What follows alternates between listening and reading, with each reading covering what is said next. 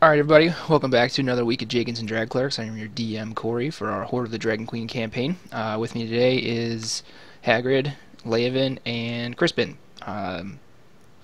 We're missing Tony and Cassius this week, but we are going to soldier through. So last week, the party made their way to the Tomb of Diderius, deep in the Serpent Hills, and when you guys got there, there was these very large statues out in front.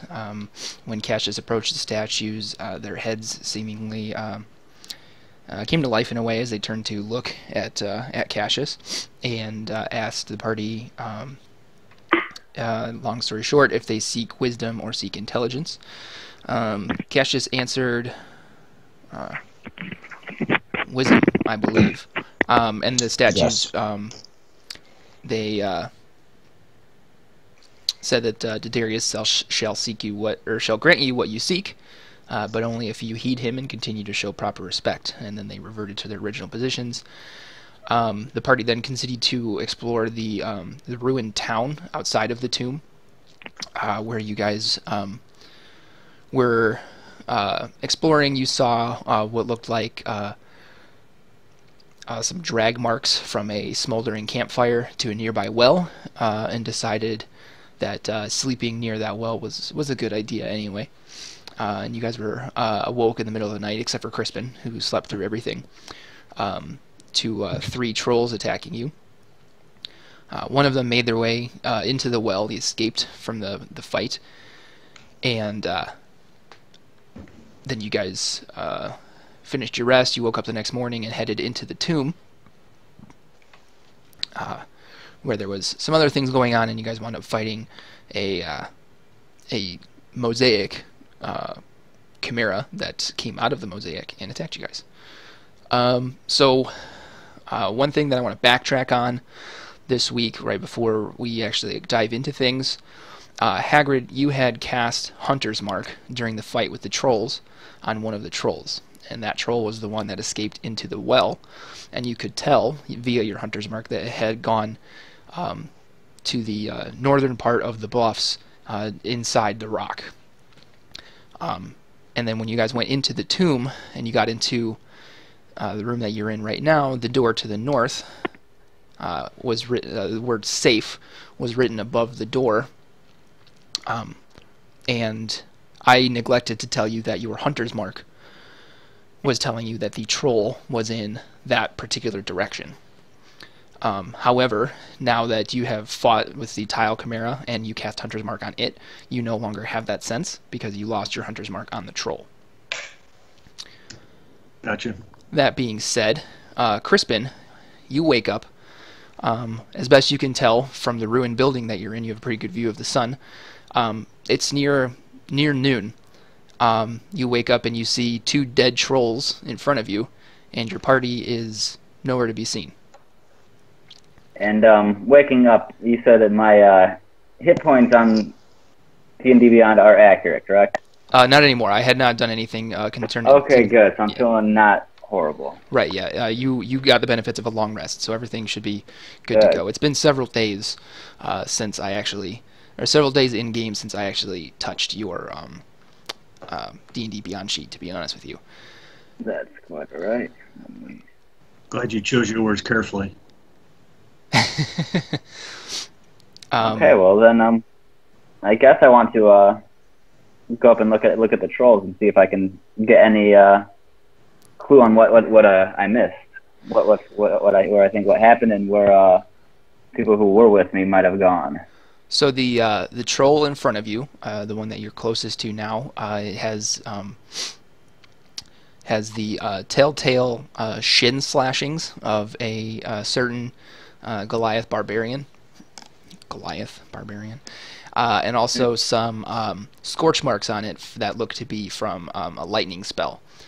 The other one on the other side has several puncture wounds from a rapier, as well as scorch marks from a lightning bolt, and some large bruises and broken bones that you can pretty easily deduce, you've seen it before, are the telltale signs of blunt force trauma from a warhammer. Hmm. And then go ahead and make an investigation check for me.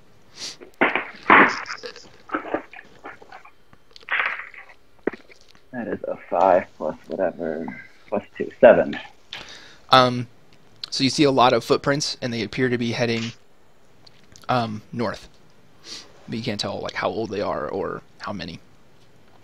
Well, judging by these wounds, I mean, if the attack didn't look so competent, I'd say my friends were involved. I'm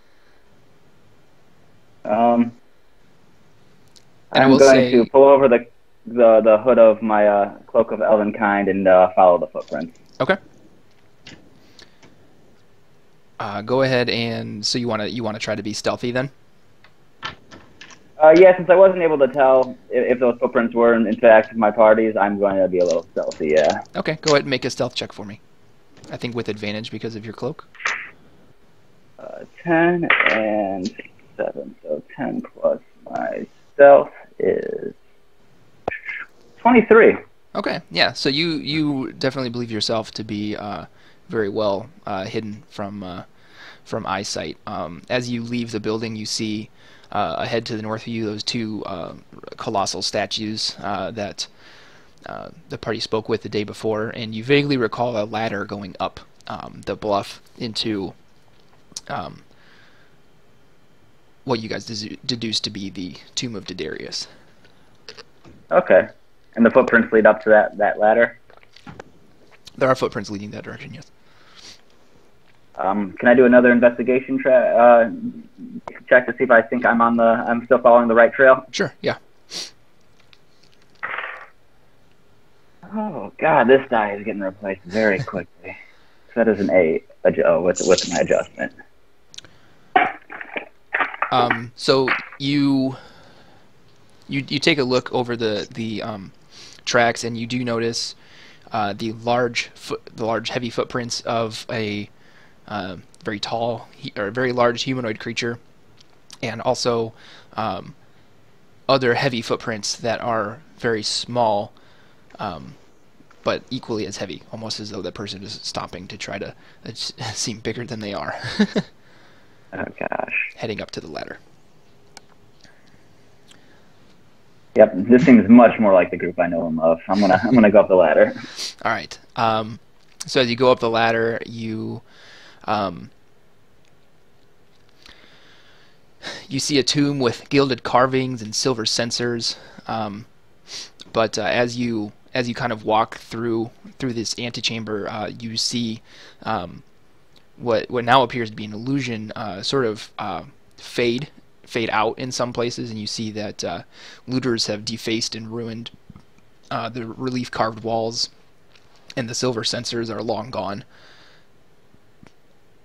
Between the carvings are like a dozen alcoves recognizable as funerary niches, but you can see pretty easily that they only contain splinters of bone. The stone door at the end of the chamber that you're next to hangs a jar.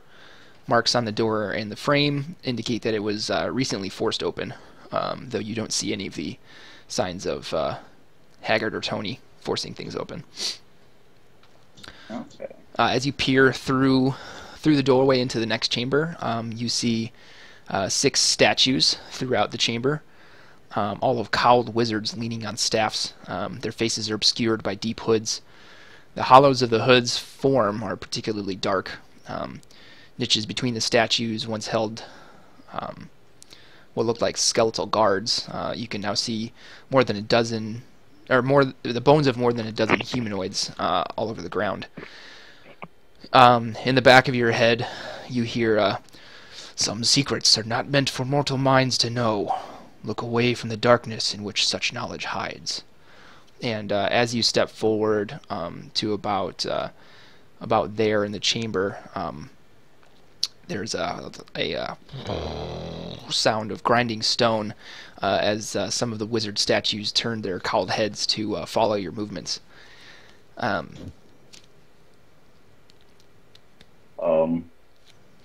I don't mean harm.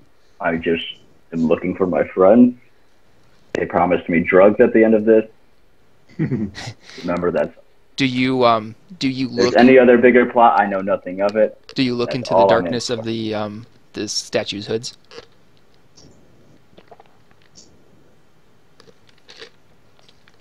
That is a good question. I feel like the answer should be no, but yes. Okay. Make a wisdom saving throw for me. That is a 11 plus 1, 12. Okay. You find yourself standing and staring directly into one of the hooded figure's darkened cowls. Unable to really move. As you stand there staring into the darkness, you hear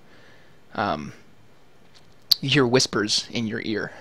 Go ahead and make a intelligence saving throw.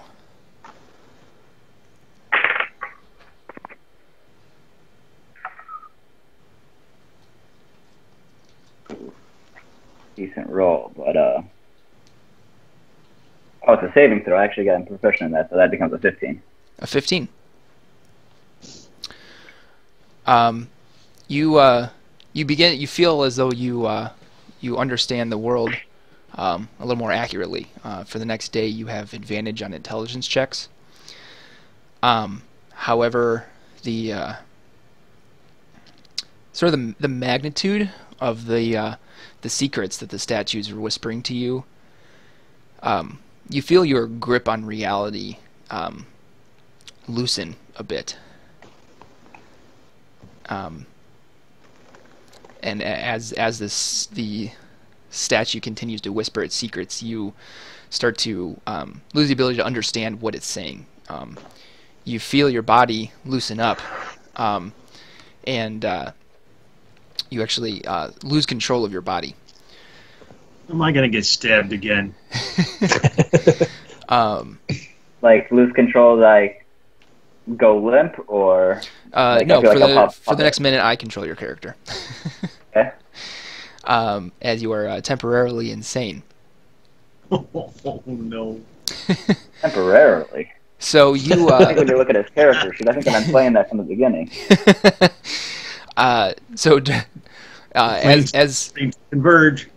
As your body loses the grip of the suggestion spell that you initially failed on loosens on you, you fall to the ground and start spinning in circles like Homer on The Simpsons.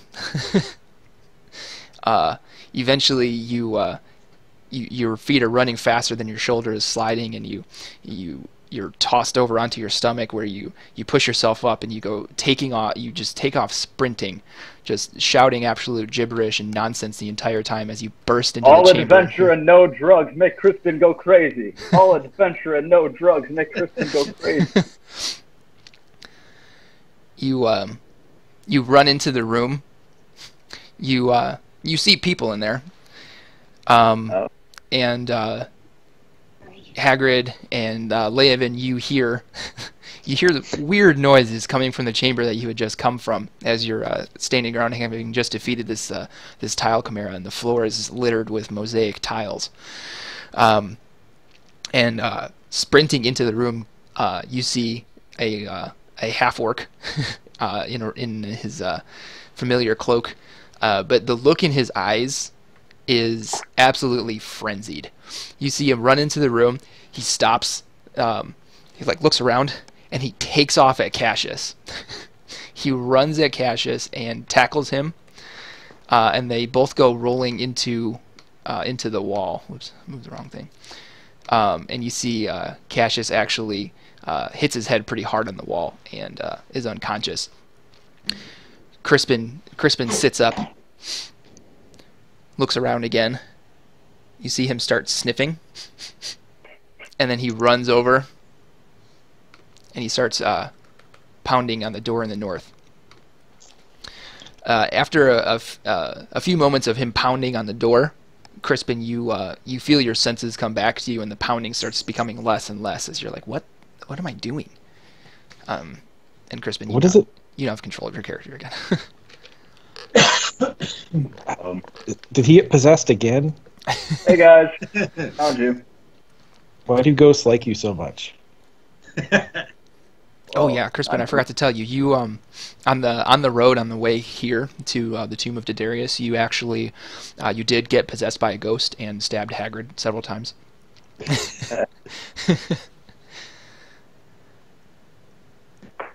I want to stand. Well, I guess I already am, but like between him and Hagrid. Are you going to? I apologize for the apparent stabbing, but that guy had it coming. Kinda don't care about Cassius in the corner. Well, Crispin, if you truly are Crispin again, that's already been resolved. No hard feelings. Once again, it wasn't your fault. I just am grateful that I am not the recipient of this one. And no weapons involved. Which, by the way, Cassius, are you alive? You hear gentle snoring. He's good. I'll walk over and see if Cassius needs any medical attention. Not that I can give much, but I want to check on him anyway. Okay, go ahead and make a medicine check for me.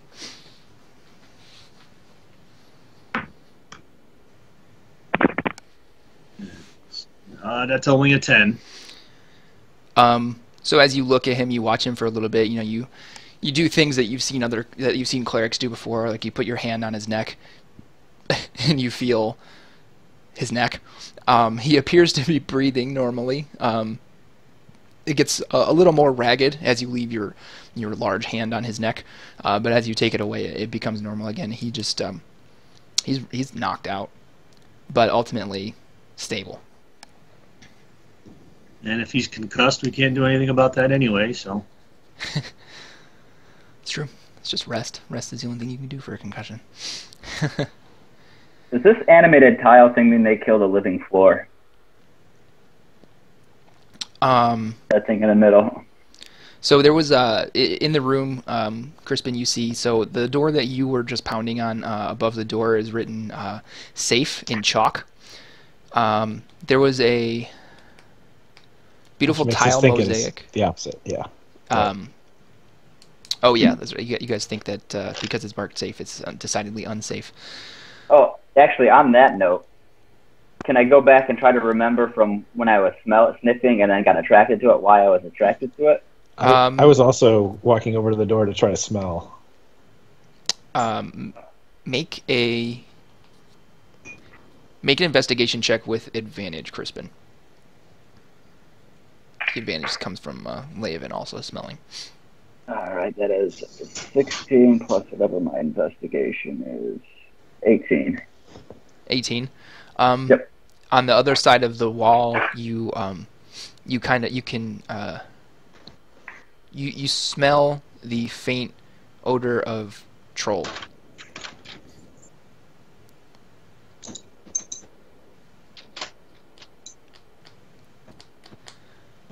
Now, are trolls notoriously quiet beings?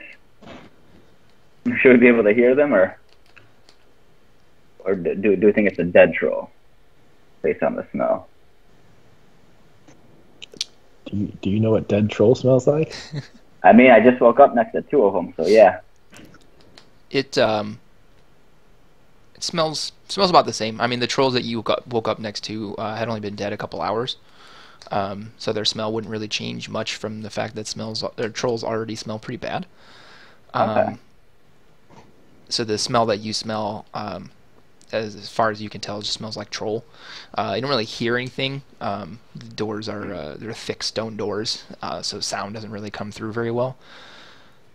But you do smell that sort of like damp, mossy kind of troll smell.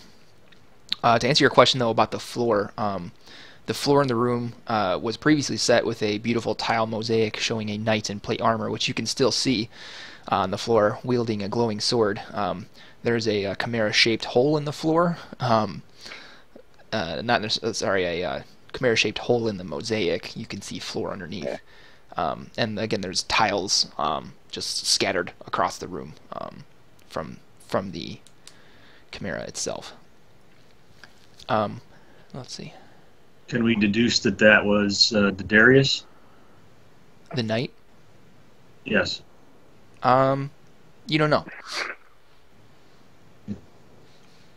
I want to walk over to the door next to Laven and use my divine sense. Okay. What does that detect again? It detects evil, right? Evil, yeah. Or Sorry?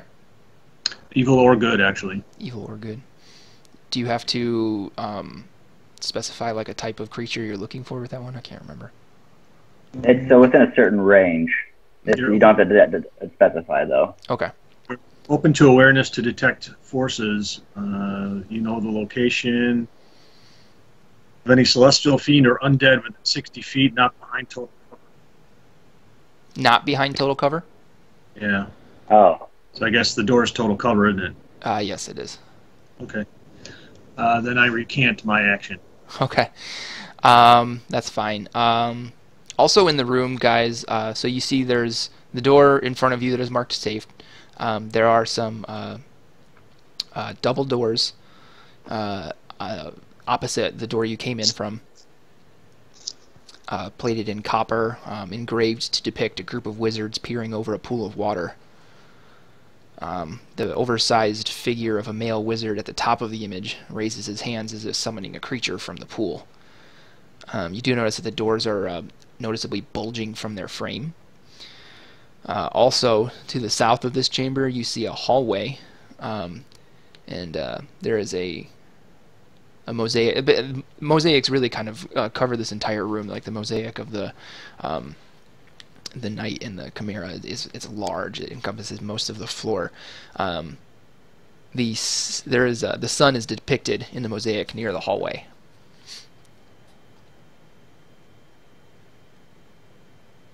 The doors in the front, the double doors. Uh-huh. Do we see the method of opening them? Is it just like a typical handle type thing, or does it look like there's like a mechanism, like a lever somewhere else you'd have to find, or do they look unopenable because of how low they are? So there is like a small gap between the doors because of the way they're bulging. It looks like you could easily enough get your hand in there to pull on it. Can I look through it? If I might add, it appears that the doors might be bulging because whatever may or may not be in that pool that may or may not be behind them has been attempting to get out. That's a good call. Very good call. Yeah, can I try to look through the handhole? Yeah, go ahead and make an investigation check. Do you have dark vision? I believe orcs do. Let me just double check.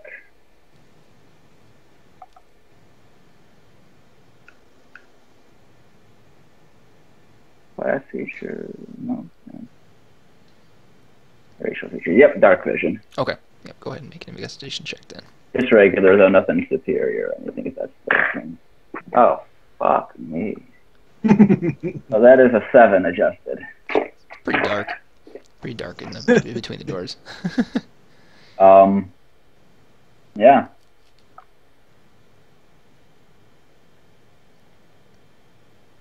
Gosh, it's pretty dark in there. I would keep looking, but I'm afraid another ghost might get me.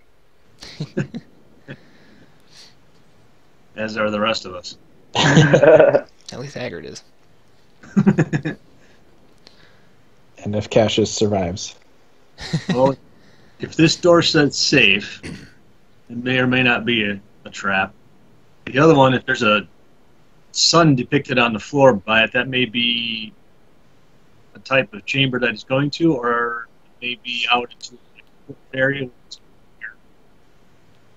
Yeah. And safe could also be, I mean, we got a troll over there. He could be guarding like a stockpile of gold or something, and it could be that type of safe. Right. Also, don't forget, guys, so there's a hallway leading out the south of the chamber. It's not just the two doors. Right, I thought the hallway was where the sun was depicted in the Mosaic. Yeah, so there's a sun. The sun of the mosaic is depicted like right there next to the hallway. Yeah. Okay, so we've got two false hope things, like a safe and a sun, and then something that looks creepy as hell. We got to choose between those things. The false hope or the creepy door. Well, if Cassius was awake, we know what he'd be doing.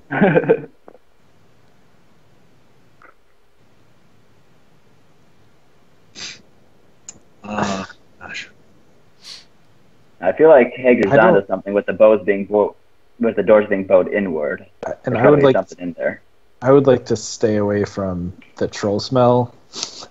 Not a fan of those. Okay, so hallway by default. Well, Laven, when you were over by this door here, did you check for traps or anything? Hear any noises or? I did not. I was just trying to figure out what might have been down there, and it smelled like troll. So maybe we should figure that out. Well, I'm wondering why the one that we were fighting before ran over here, or appears to have run in this direction. I'm kind of curious about that. So if somebody with better skill than I have for checking for traps, if you could check this door out for me real quick. Yeah. And then, but would Hager's divine or sense good and evil, would that work through that little hole since it's not full cover? Maybe he could put an arrow through there. Like through the double doors. Yeah. Yeah, I mean, I guess if anything was in there, that would essentially be 3/4 cover, I guess. Okay. So I'll go check out these doors. I want to check for traps. Okay. Laven, make an investigation check. Hagrid, as you concentrate through the doorway and on your holy symbol, you do not pick up on anything through the doors. 13 investigation. Yeah. Let me look. And you were investigating for traps, right? Correct. Nope, door looks okay. Yeah, I don't think anything's going to explode on us if we open this.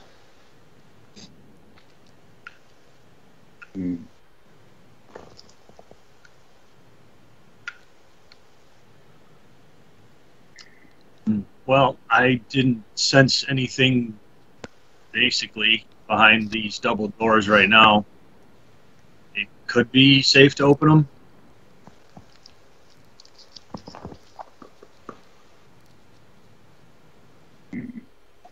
So, which space are you guys most curious about, I guess? I mean, I know we know there's probably a troll up north, but every time, but we also know the wizards tend to possess me and make me go stabby, and those are on the doors, on the double doors. So, why do you think it's a ghost? Because ghosts can't like smash doors open. Because he said there was depictions of wizards down there, and the last time I looked into a wizard's face, the depiction of a wizard's face in the previous hallway, they made me go crazy. Well, stop looking at the wizards. Well, maybe the wizards in the depiction or in the mosaic are the ones that are in the hallway, and since like the main wizard isn't around, apparently, maybe that there'll be nothing there to activate that pool or nothing in that room. Yeah, if I had to choose, I'd say go through the double doors. Personally, I'm game for whatever. We might as well. Let's go for it. There's something about that safe that I just don't like. Yeah. We'll attempt to open one of the double doors. Or two. Before we do that, I'm going to cast Pass Without a Trace on the group. All right. So, Laven, that's a 30-foot range on that?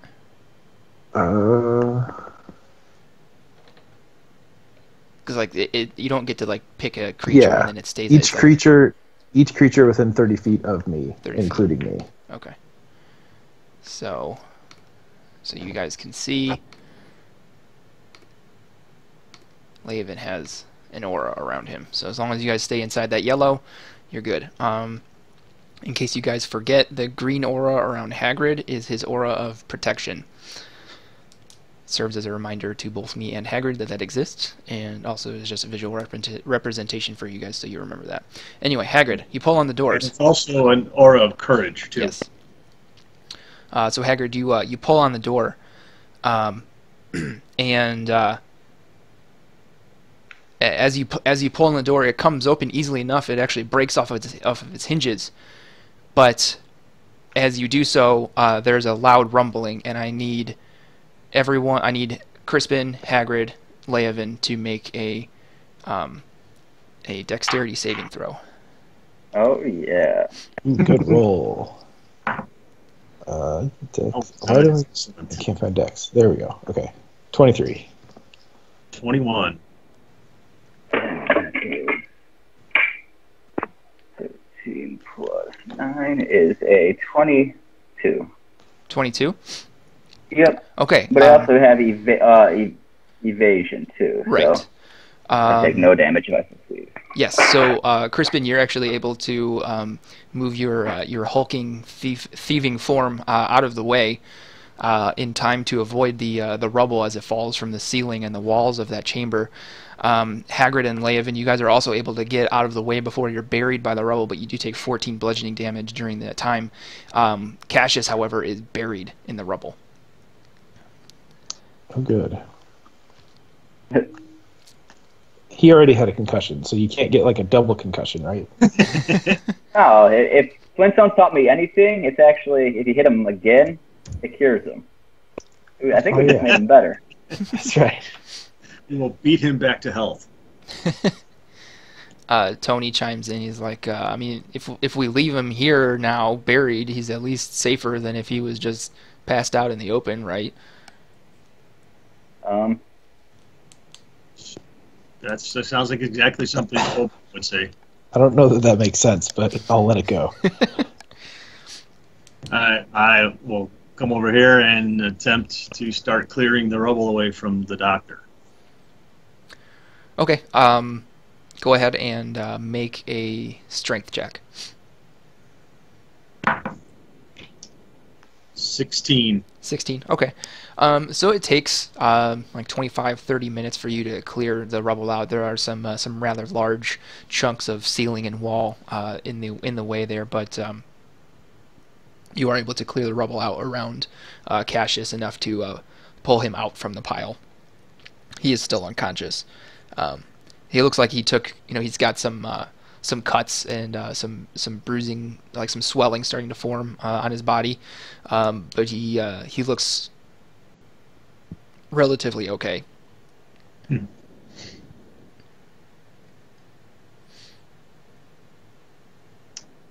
Right. So what else is in that room besides a whole lot of rubble? So now actually, you guys, the amount of rubble that has fallen has made that chamber, that pathway, inaccessible. And this is why you don't let the half-orcs make decisions. Well, now we know, though. I was going to be curious forever. You guys activated my trap card. Maybe there's a way... Oh, wait. I have an idea. Maybe. Hold on. Leovan, what's your passive investigation? I think that should be on your sheet on D&D Beyond. Passive investigation. Yeah, it's basically your investigation score plus 10. 11. 11. Okay. Huh. It's wonder they have more than passive perception. My passive perception. I think passive skills have always been like a thing, but I think in order to highlight like what kind of things you can notice without actually looking for it, they added more passive skills in there. Yeah. Huh. How do I have any sense of how far back the rubble might go? Go ahead and make a investigation check, an active one. An active. That just means I roll it. Right. Okay. 13. 13. Not much better than your passive investigation. Looks pretty far. Looks like it's most of that hallway. It looked like it was about 20 feet deep, and you see the rubble, you can't tell really where it stops curving off at, but it looks like it might be all the way back. So it could be like really far. It could be all 20 feet of the hallway. Yeah. Hey guys, you want to see something cool I learned? Always. To hold your beer. I want to cast Pass Wall. Pass Wall. Okay.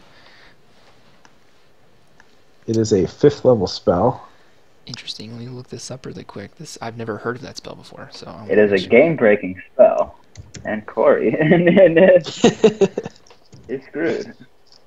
I don't know if it'll work technically because it's not really supposed to be used for this. Do you just have your spells organized alphabetically now? So you cast Pass Without a Trace, and now you're like, oh, Pass Wall's right there too. No, I just, when I set up my spells, I just had that in mind for eventually. Okay.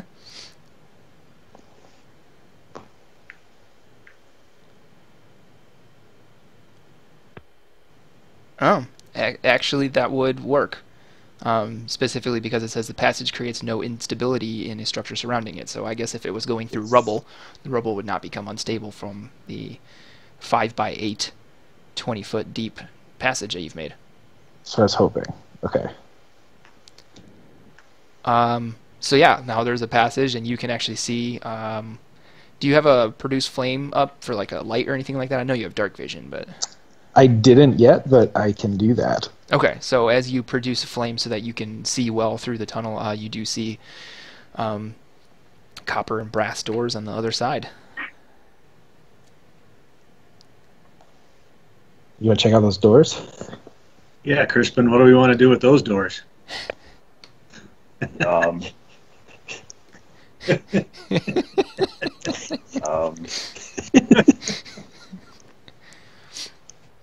Someone else choose. I don't.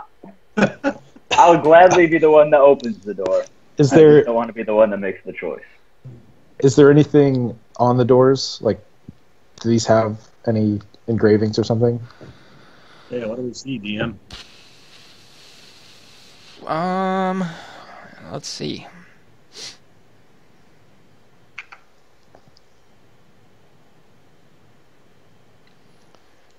No, actually, you don't see any engravings or markings on this door. Okay. Okay, I'm gonna do a top secret rope trick. I know. Walls, What was that, Hagrid? floors, ceilings, ceiling walls. Anything have any discerning marks? Yeah, the ceiling and walls look like they're made out of rubble. Okay, excellent. The floor is typical stone floor. There's no distinguishable markings. Okay. I want to bang on the door and then listen to see if I hear anything on the other side. Okay, so you bang on the door. Go ahead and make a perception check. 11 plus 9, 20. 20. Yep. As you listen, you hear sort of the sound echo through what seems to be a large chamber on the other side of the door. However, no other sounds. Okay, just a thought here before we go any further. The ceiling and walls and whatever else made this rubble could have come from something trying to get out of the chamber, or someone trying to keep something in the chamber. And we'll never know unless we open the door. Yeah. Just throwing that out. Tony says, "Good point," and he kind of pushes through you guys, and he's like, "Doors are made for opening," and he opens them up and walks into the chamber ahead. I'm glad we talked that through. I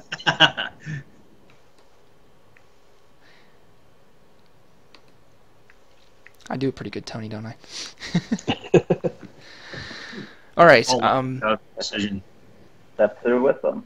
So as you look into the room, you see broken arrows, bloodstains, and a dead cultist are strewn across the floor of the chamber. There is also a large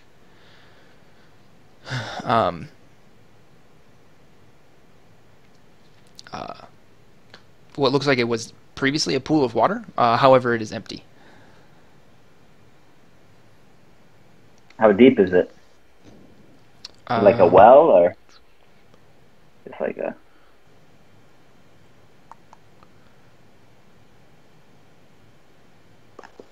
It's pretty shallow. Maybe only a few inches deep, just enough to hold enough water to cover the entire pool. I walk over and I cast, or I say, Aguamente. Oh, wait a minute, wrong heck.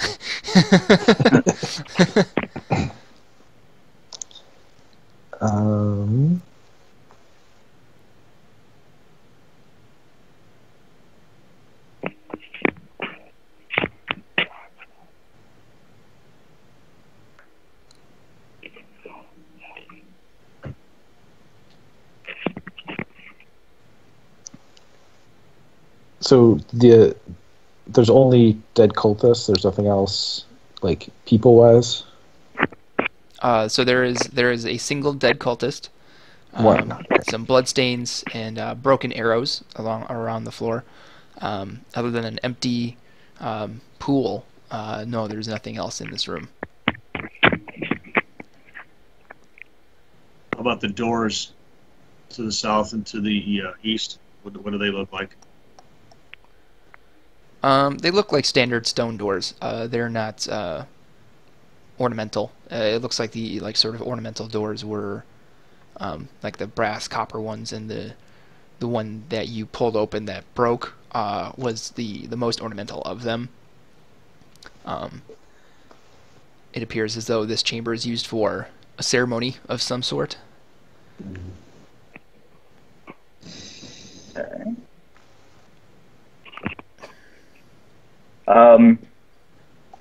The arrows do they seem like they're coming from both directions, or does it seem like there's like a battle here, or are they just kind of like? Does it seem like somebody just attacked this cultist? Okay, that's a great question. Go ahead and make an investigation check.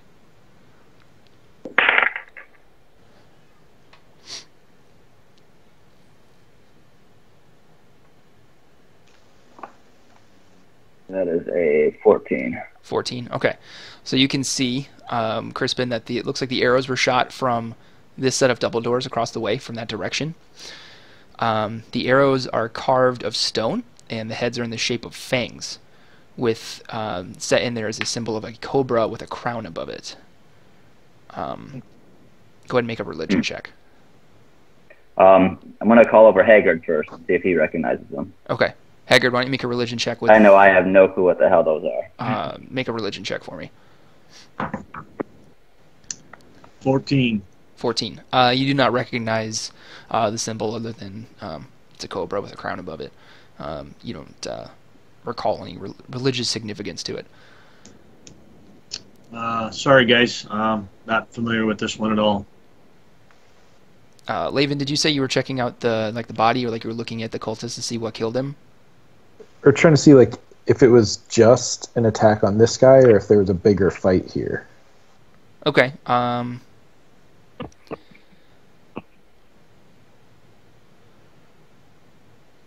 Go ahead and make an investigation check on the body then. Okay. Natural 20. Natural 20. So you see that he was in fact not killed by arrows. He was killed from a dagger wound. Just one? Yes, just one. Go ahead and make an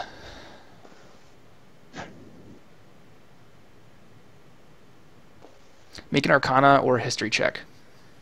Arcana or History. Which am I better at? I'll go Arcana, and it's a 19. Okay. So you realize that the small chamber of water, the sluice that runs off of it towards the southern wall, the single dagger wound on this cultist that appears to be made by not necessarily a dagger meant for killing, but a ceremonial dagger. You believe that this is a pool used for divination, and that he was the subject of a sacrifice.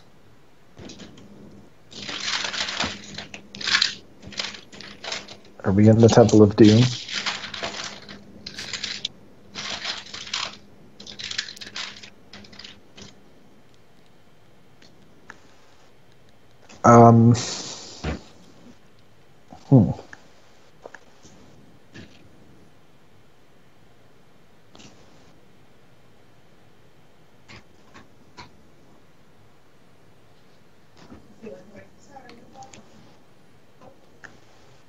And the pool, it's like completely empty. Is there anything residual? No, it looks like it's pretty empty. It looks like whatever is used in it, whatever liquid is used in it, is it either evaporates or is consumed by whatever ritual magic occurs.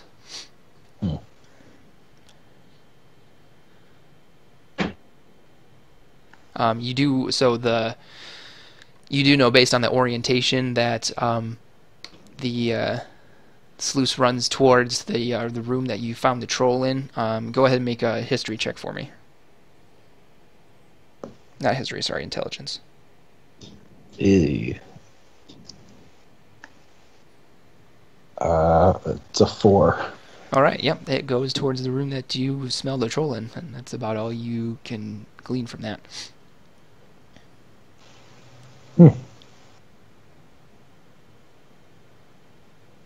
Well, do we keep opening doors?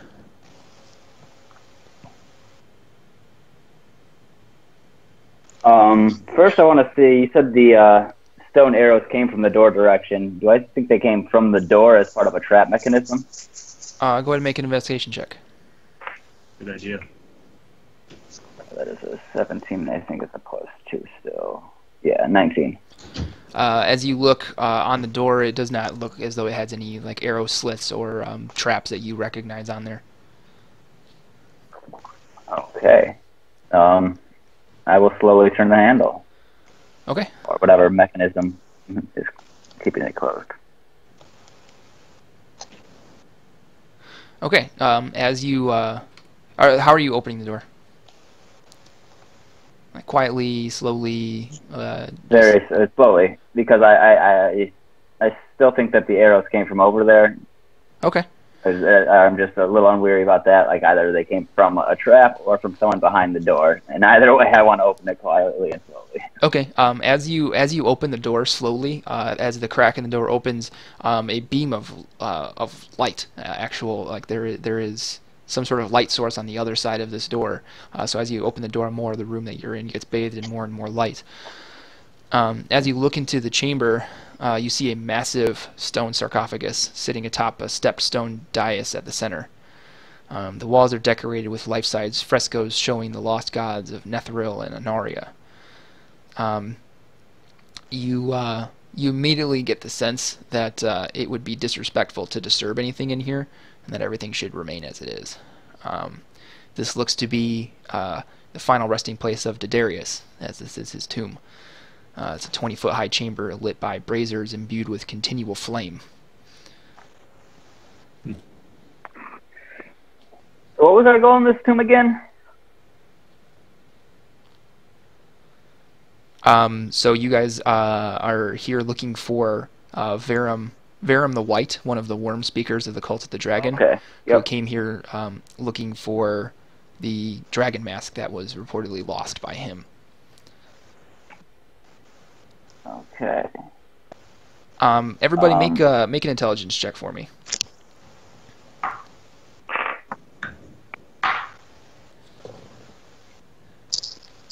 $11. It's a check, not a save.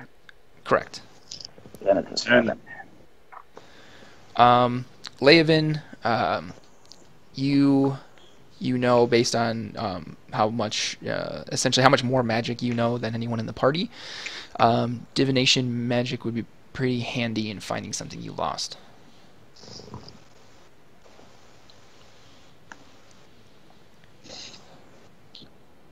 Well, guys, I think we should heed the warning of the monoliths outside and not do anything in this chamber. I mean, yeah, if we're looking for that dragon mask, it doesn't look like anyone else has been here, so I doubt it's here. No reason to. Someone else's can of whoop ass on ourselves if we do anything in here. What if it's buried with him? Well, he said he lost the dragon mask, right? So they were already in possession of it? Okay. At least that's how I interpreted it. I mean, I don't really want to go digging through this guy's tomb. I'm just saying. Yeah, let's try that south door first, I think. Crispin, make a wisdom saving throw for me. Saving throw. Oh, yeah. I'm about to get possessed. 12. A 12? Okay. Despite the fact that you know that you're not supposed to touch anything in here, and you're not going to, but you do feel compelled to at least look at the sarcophagus. I mean, you came all this way. It's a pretty nice chamber. As a thief, you'd be doing it a disservice to not appreciate its splendor. I mean, it is pretty shiny. So I kind of just feel like Babu and Aladdin right now. I need to touch that gem. So do you start walking towards the sarcophagus then? I'm just gonna start. Just keep looking at it for now. I see what Crispin's doing, and I attempt to stop him and pull him back out of the room. Okay. So you, Crispin, you said that you're not walking forward. You're just regarding the chamber. I'm just staring at it, kind of like stroking my chin a little, thinking about. I'm trying to be good, but this is worth some money. It's very shiny, very nice, but I put my hand on his shoulder, and with slight pressure, I just motion for him to come back. Ask him to. It's not yours. I was kind of shake my head and say, "Oh, yeah, you're right. Let's get the hell out of here before I do something stupid."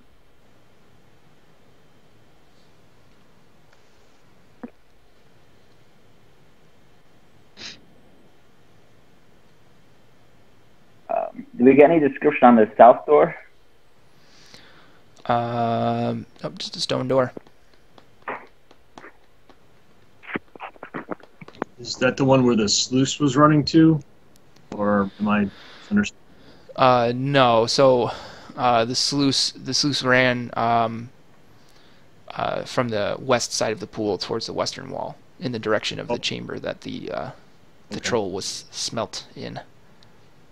I know you said that, but at one point in time I thought you said that the sluice was running to the south.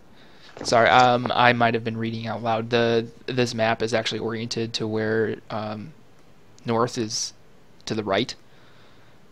But I have that covered right now, and I don't think that that's necessarily important. And I try to leave out the directional, like the compass directions at least. But yeah, so the sluice runs to the west of the pool. Okay. Our west of the Correct. All right. Who's for checking this door before we leave? Might as well. No stone door left unturned. All right. I want to listen at the door, see if I can hear anything on the other side. Go ahead and make a perception check. Ooh, that's not going to be good. It's only a 5. You don't hear anything on the other side of the door.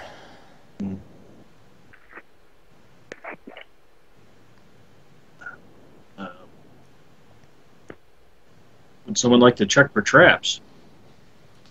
I'm feeling cocky. I'll open the door. Trust my evasion. Okay. The door opens and reveals a hallway that turns off to the right ahead. So back to the west? Correct. Okay. Okay, so this might be going off of that one hallway we saw earlier back there. Probably.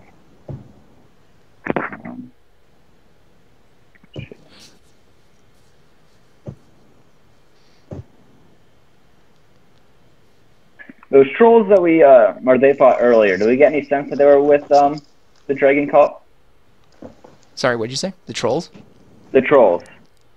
There was no like markings or cult regalia on the trolls. I was just thinking, because then we might actually want to be going towards that other troll if they're in cahoots, and I'd be leading us the right place. Right. That might potentially make sense. Let's just follow this hallway back. Worst case, end up where we were before. And those are also the only living things we've seen, right? So far. Yeah. Well, either we go back into the safe door or we go down this hallway and hope it leads us back to the other place.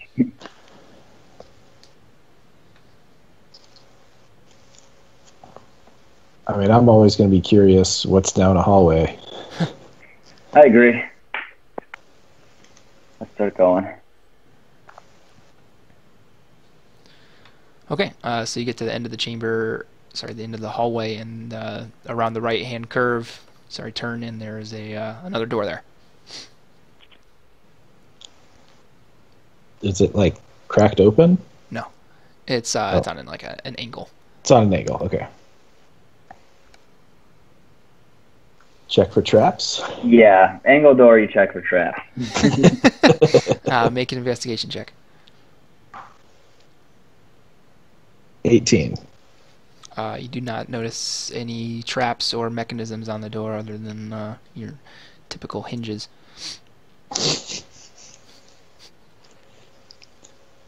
Crack it open. Okay.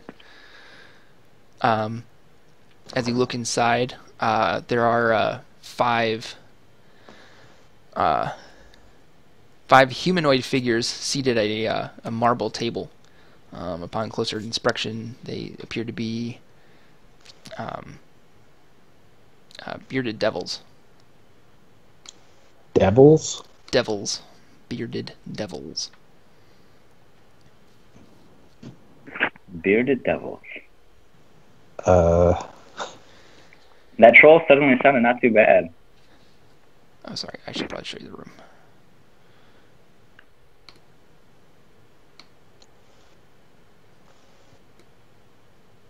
There you go.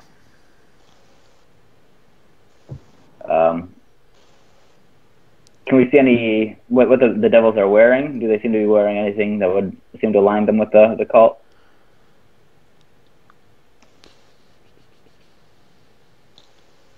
And I assume devils are bad? I mean, you can probably pretty safely discern that they're evil. Whether that means that they're here to do bad to you or not is sort of up for questioning. But Crispin, to answer your question, no, they look like they're wearing traveling cloaks. But if you remember, or I guess you would remember having been there when Bolo, the halfling, told you guys about Varram and his party. She didn't mention anything about purple robes or anything or the only person mentioned in purple robes was Varram. The others around him were just wearing cloaks with their hoods drawn. And they seem to just be eating? They're just kind of hanging out, kind of chatting, chilling there. I am going to approach them. Okay. They turn and look at you and they're like, hey there. What, I mean your tomb no harm.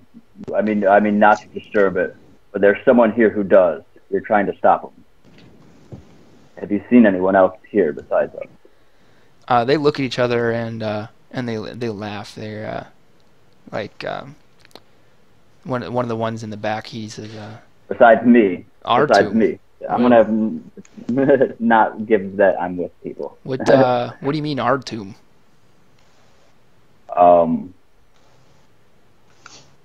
Isn't yours?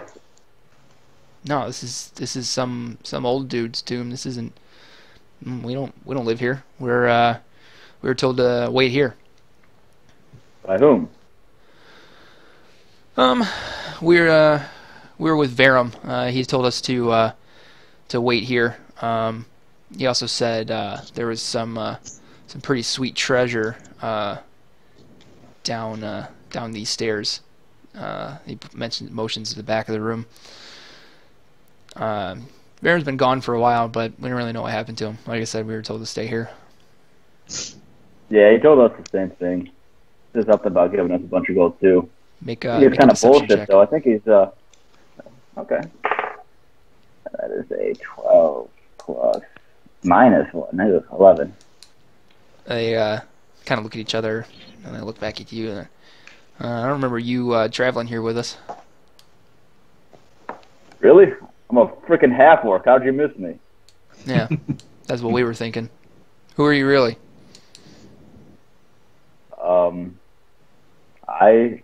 Well, like I said, I'm a half-orc, and I'm gonna pull up my cloak, and say, the reason you didn't see me is because I didn't want to be seen. I'm actually a scout for this party, this mission to find the gold. They kind of turn to each other and they look at one another, and one of the other ones looks up at you and says, and what mission exactly is that? Well, I don't know how much he trusted you with, but I know he's after one very specific artifact, and that's all I feel comfortable saying, not knowing what level of clearance you guys have.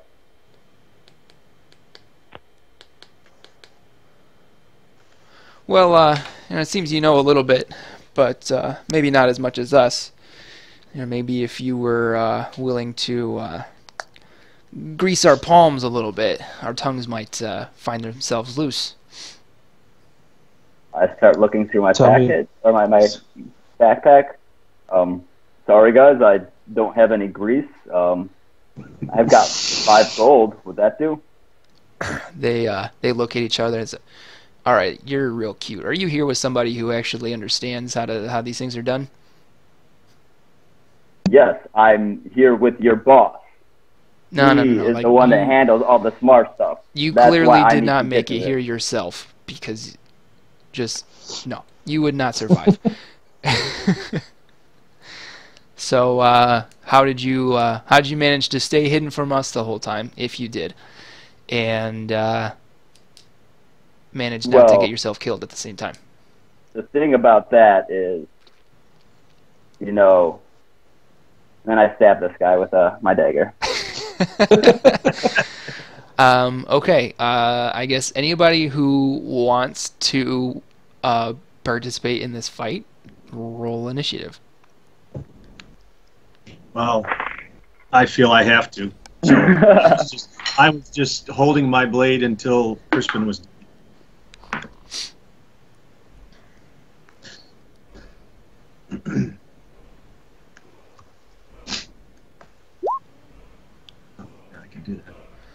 Alright, I'm actually not going to have the chat open because I'm streaming from my computer. Okay. So I'm just going to go through initiative how we normally do. I need to roll for Tony as well, I guess. Okay. Where is... I need to pull up Mr. Polebar here.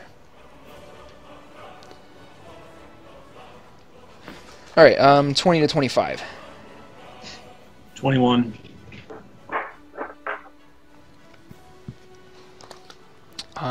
15 to 20. 19. Once I pull up Tony, because I don't remember what his initiative bonus is.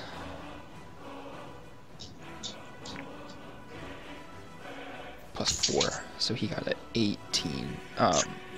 Crispin, you said you had a 19? Yep. Laven, where'd you land? 9. 9? Okay. Yeah.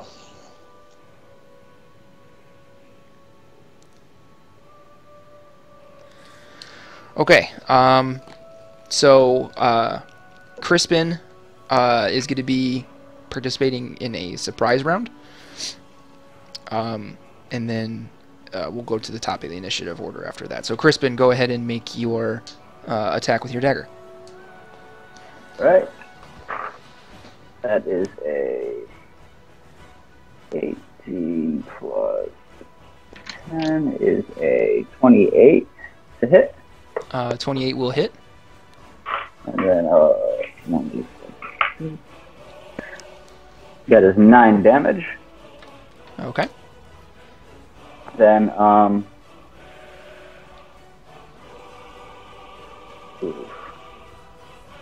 follow up with another dagger. Okay. That is a 17 to hit. That'll hit. And that is 3 damage. 3 damage, you said? Yep. Okay, so that's a total of 12 damage, right? Yes. Okay. Alrighty.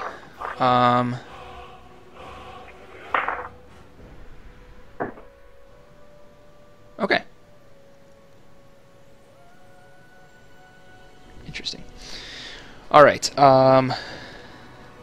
so then, Hagrid, you're going to be up. All right. I am going to attempt to hit the guy in front of me with my ring. Okay. Hang on just a sec. Before you roll, did you step into the room with Crispin before he attacked the bearded devil? No. Okay. So I'm going to move you back to the doorway because I do believe you were there. And then you can make your attack. You just start your turn from there. So you can still make an attack on the guy. Okay. And you wanted to attack this devil here, the bottom right of the table? Yes. Okay. That is a 22 to hit. That will definitely hit. I don't remember what the damage was. 6.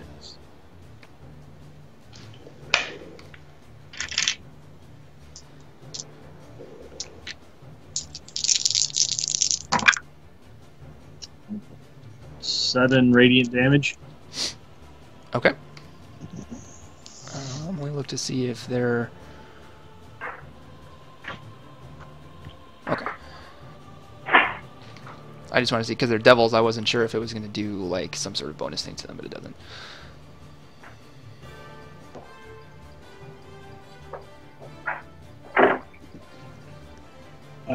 Are devils considered fiends? I think they are.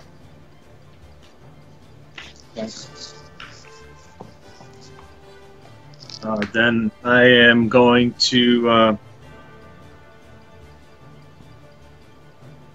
at that point in time, move in. Okay. To try to melee. Sure thing. Ouch. Does an 11 hit? An 11 does not hit. Okay. And I think that's all I can do. Okay. As you... oh, wait, no, I have an extra attack. Correct, yes. Okay. Try to melee him again. Ow, for fuck's sake. 12. 12 also barely misses. So you start off, you use your bison head ring and you fire a guiding bolt at the... right, that's what you used, right? Yeah. Okay. I didn't specify whether it was... Oh, no, that's right. It is guiding bolt, yeah. Okay. So actually, that would give you advantage on your first attack, which would miss because you rolled twice and missed. So go ahead and roll for your extra attack now.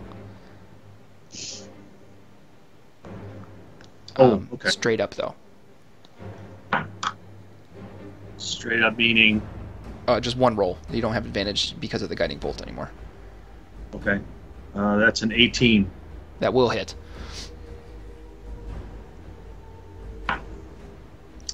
10 bludgeoning. Okay. All right. So as you fire a shot off with your bison head ring, it hits the bearded devil and cloaks him in a radiant light. And you run through and you try to hit him with your warhammer, and it's parried away by his beard. And you come in with a second and you smash him across the jaw, and he just like looks back at you. And so then, Crispin, it's going to be your turn again. Okay. Oh. I am going to use my bonus action to disengage. Okay. Hold on. I moved my screen when I was cleaning it, so I gotta find where I am on it. Stupid touch screen.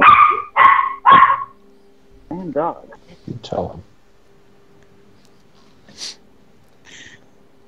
Well, as I find it, I'm going to disengage and then back up and use my oath. Your bow. How far back do you want to back up? You've got about 10 feet of movement behind you.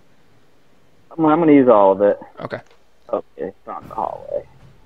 Moving down. There we are. And you're using your oath bow? Yep, I'm gonna use the oath bow, so that's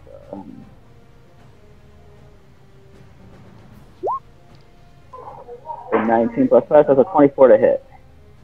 A 24 to hit? That will hit. Right, and that's 23.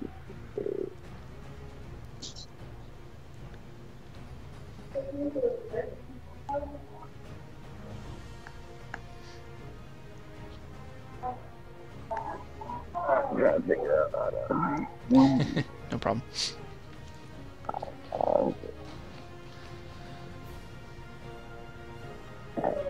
God damn it, I'm gonna get up and grab my dice. Sorry, as I'm moving around, so I was trying to figure out how to do it with the chat. I can roll for you if you want. I'm almost there. Okay, I'm here. That is in 7 plus 5, so that is 13. No. 12. 12. And then it does an extra 3d6 because I am going to make the guy that I stabbed and not killed my sworn enemy. Okay. So that is 12 is the natural, and that is a plus 10, so 22 is the total damage. Okay. And then you, since you're making him your sworn enemy, you have advantage on your attacks against him now, right? Yep, until he dies. Yep, or for another day, I think. I don't know. Okay. All right. Is that it for you, Crispin? Yeah, I think so. That's it. Okay. Tony is going to use his bonus action to rage. And he's going to then 25. He's going to run in here and recklessly attack the bearded devil. And he gets a +7. Yeah. He's attacking two-handed. So it's a 19, so that will hit.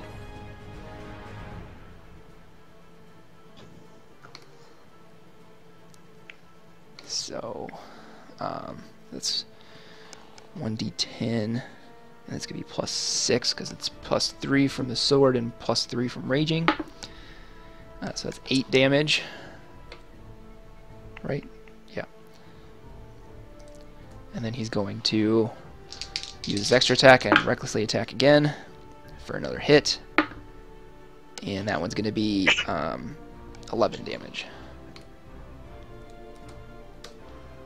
Alright, that ends Tony's turn. That brings us to Leovan. Actually, wait, no, sorry. Nope, the devils are up now. Sorry, Leovan, you go after them. Yep, I rolled bad. It's okay.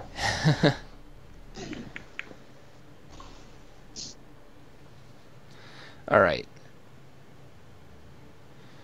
So, Speared, that devil's going to step there. He's going to go right there. This one.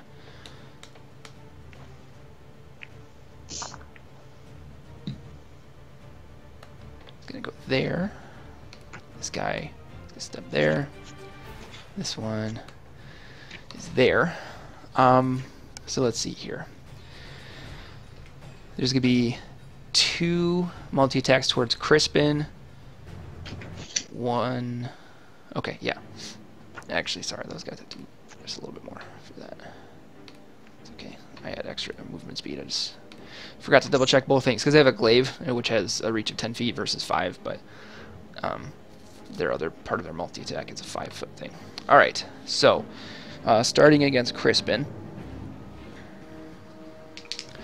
So the first one is going to make an attack at you with his beard and his glaive. Attack with his beard? Yeah, their beards are kind of like made of like you see like blades kind of moving. So their beard is actually like sharp at the end. It's made of like very individual blades versus hair. Yeah, of course. I knew that when I got into the fight. So let's see. I'm guessing an 11 doesn't hit you, correct? Crispin? That is correct. Okay, but it's 22. The number. Yep. All right. So I need you to make a Constitution saving throw, as well as take some damage. +3.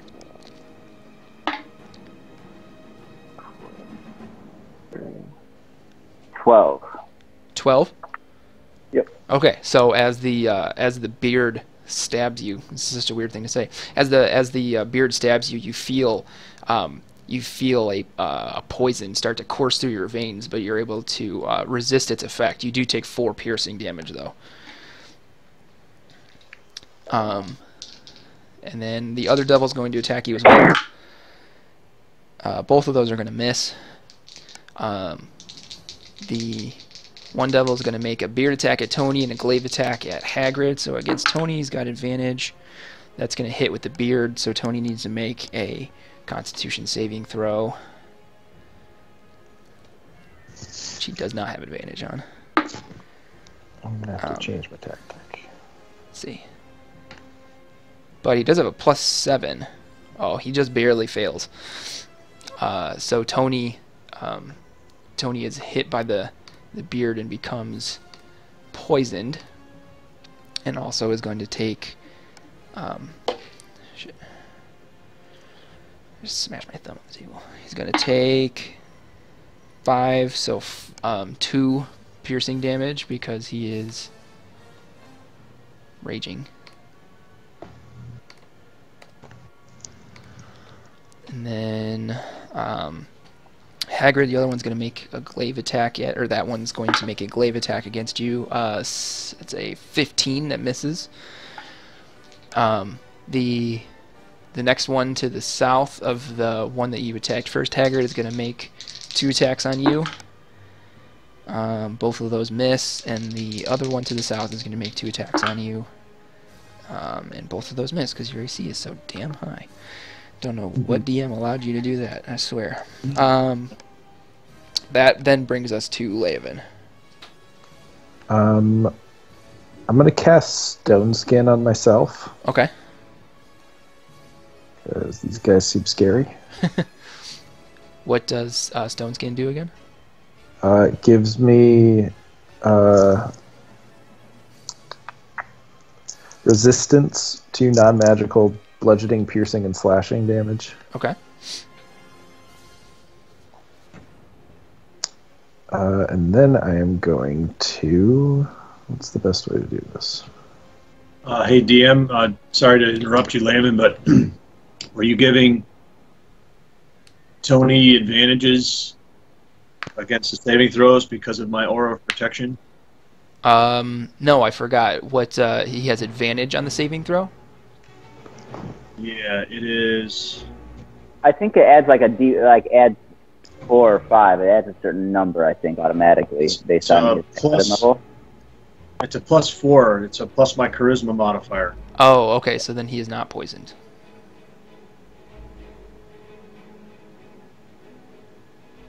Okay. And Laven is also now in that aura as well. Right.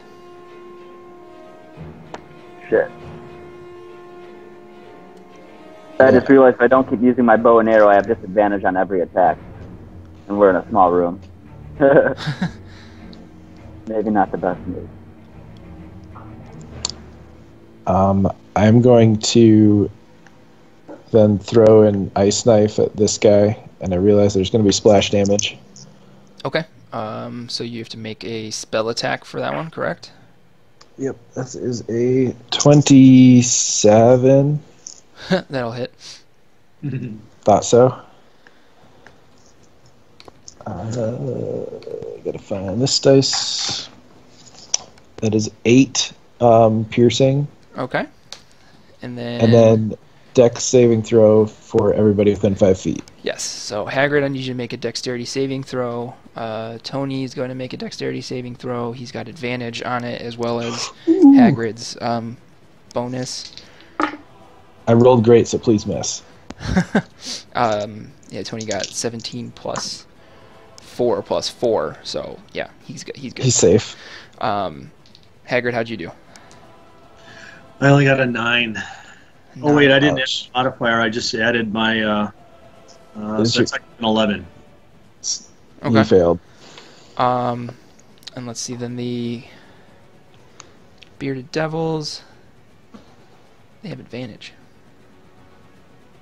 No. So, but they don't have like a high dex bonus. It's just a +2. So that first one, the top one, fails. The middle one, the one that you hit with the ice knife, he got an 18. Passed.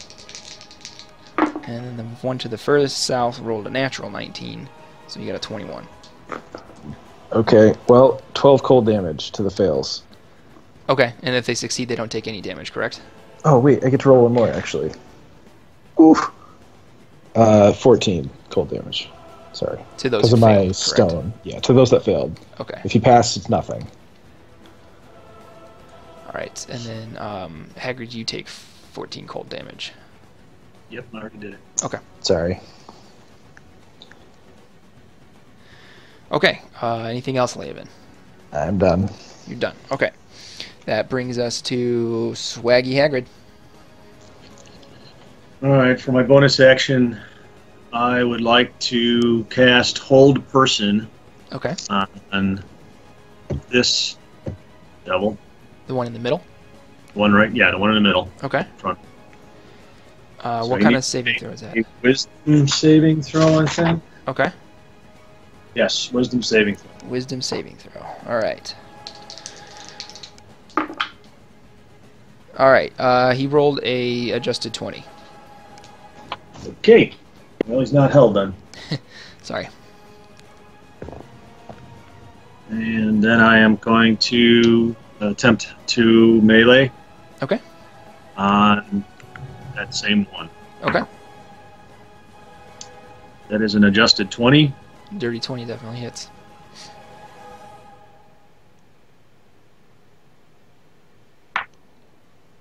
Yes. 5 bludgeoning. Okay. And for my extra attack, 17 17 hits. or 11 more. Okay. I didn't. I forgot to do this for your first one, so your first one was fine because I'm dumb. But you do notice that he does appear to be not taking as much damage as you feel like you're putting into your swings with the Warhammer. Yeah, I don't have any +1 for him though. But you do have the Trident, which is considered a magical weapon. Oh, that's right. I do have the trident. I forgot about that. Good old fish command. All right. So Hagrid, that's the end of your turn, correct? Yes. All right, Crispin, you're up.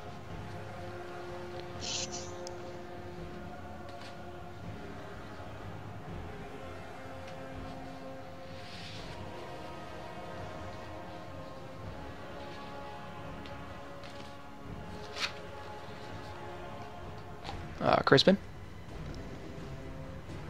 Sorry. I am going to disengage, jump back over here. Yell swift death to you who have wronged me and fire my bow at my sworn enemy again. All right. So this is with advantage. The first one is a adjusted 20. The second one is an adjusted 27. Okay, both of those will hit. The first one will be a sneak attack because you have advantage. R&D.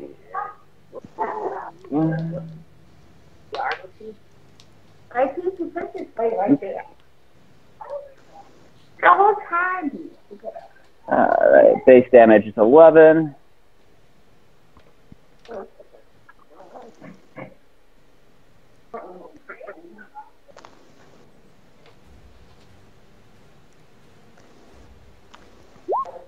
Then add 6 more for my sworn enemy. And then my sneak attack is up to 5d6 now. So that is a total of 28, 39 damage. Wow. You did not want that guy to be alive. And yeah, use my bonus action to disengage, so that is my turn. All right.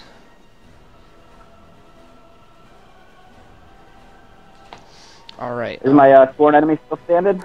He's still standing for now. Yeah. He's looking pretty ragged. I need to look at something on the oath bow. I'm just trying to.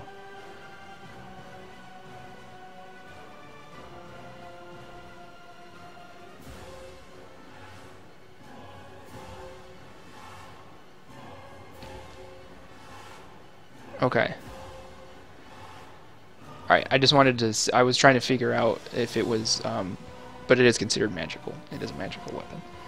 So they don't have resistance to that damage. Alright, Tony's up. Tony's going to continue hacking away at the shins of that particular northernmost bearded devil in that line. Recklessly, as per usual. First one's a hit. Second one's a natural 20.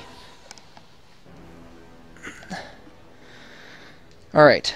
So for the first one, it's 1d10 plus 6. So that's 9 damage. His second attack, being a critical, is... So this gets doubled. So that's a 10, so that's 20 damage, plus 1 more damage dice. So 23 plus 6, 29 damage. And then he also takes an extra 10 necrotic damage, and Tony gains 10 temporary hit points. Solid.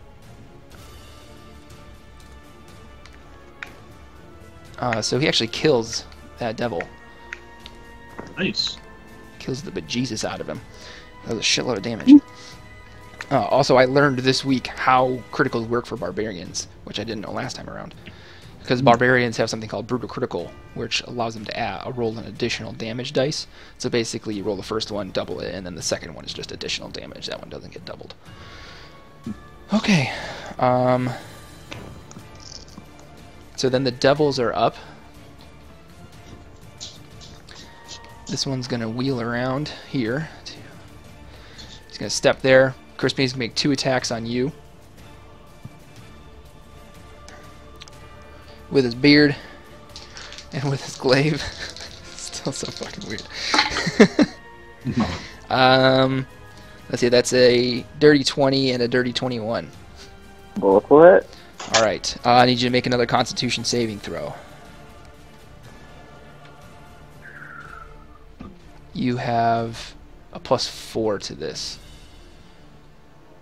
That's an 11. With the +4? Yep. Okay. Oh, An additional that's plus. 14, because I still had my original +3, right? My Right. natural +3. Yeah. Yeah, So- then it's 14. Okay. So you're good then. But you're still take some damage. Alright, so you take 10 piercing damage from the beard and 4 piercing damage from the glaive. Sorry, Alright, I'm 4 going to uncanny dodge the beard. the beard. Okay, Yeah, so you make take it a- 5 that's from gonna be that. 9 total. Yeah, and then actually, sorry, there's another D10 from that one. So that's another 7 damage from the glaive. The glaive's got bonus stuff. And then I also need you to, so I need you to make actually a second Constitution saving throw. One from the beard, which you've succeeded on, and one from the glaive. I still have the +4, right? Yeah. From the figures. So +7. Just a 20. Nice. Okay. So you get slashed with the blade, but nothing additional happens. You do feel sort of an infernal sort of hatred behind the metal of the blade. It's not like anything you've been sliced by before. The devil that Crispin has been absolutely lighting up with arrows is going to make 2 attacks on Leovan.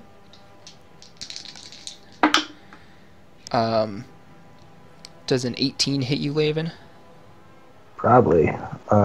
Yes. Okay, so he misses you with his glaive, but he hits you with his beard. So I need you to make a Constitution saving throw. You have a +4 additional bonus on top of your Constitution bonus. 14. Okay, you are able to succeed on avoiding, like you feel the poison course through your system, but it doesn't take hold. And then you take 7 piercing damage from the beard. Hagrid, the 2 devils are going to focus their hatred on you for now. Both of the first one's attacks are going to miss, and the second one hits you with his glaive. So I need you to make a Constitution saving throw while I roll damage.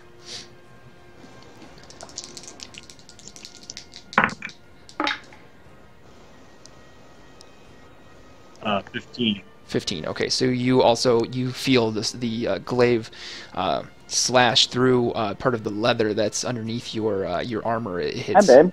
When do you want to order a gap there, and you feel the same thing Crispin felt. This sort of infernal hatred imbued in the metal of the blade, something you've not felt before. You are able to avoid any significant extra wounding from this this steel of hatred. However, you do take 14 points of slashing damage.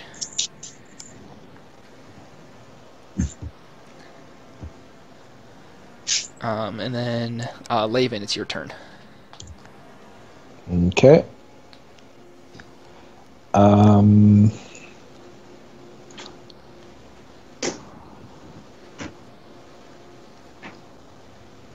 What is a good?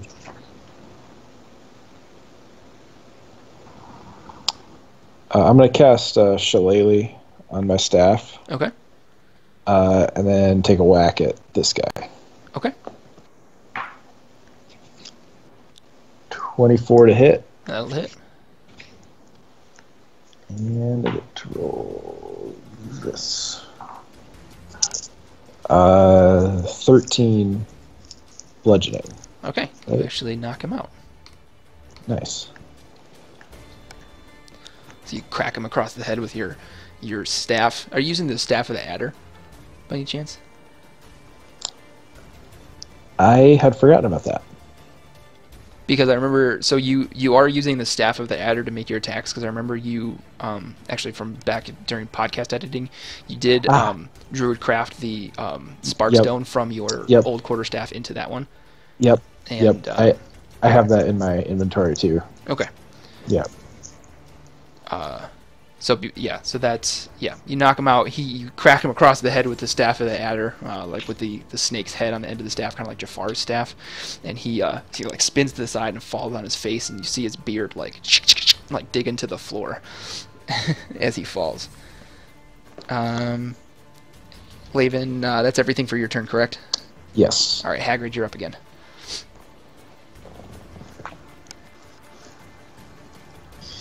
Okay.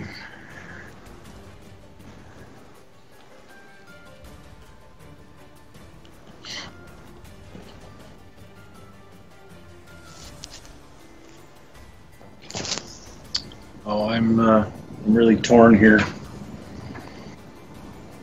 Between dumping every level of Divine Smite you have in your next attack and actually casting a spell. How'd you know? All right, if I try to use the ring on either of the two in front of me, I have to cast that at disadvantage, correct? Correct.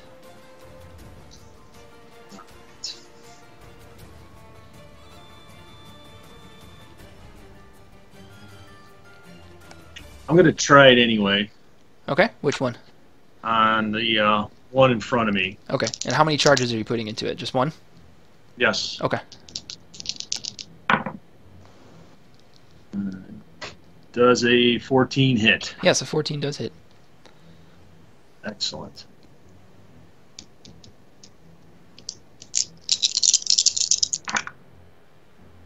Nice. 16 radiant damage. That's maximum damage, isn't it? Almost.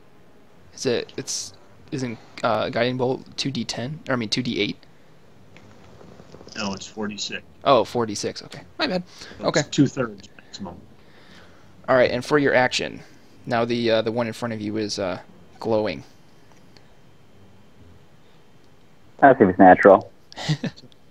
He's so he's marked, and I get advantage in attack, right? Yes.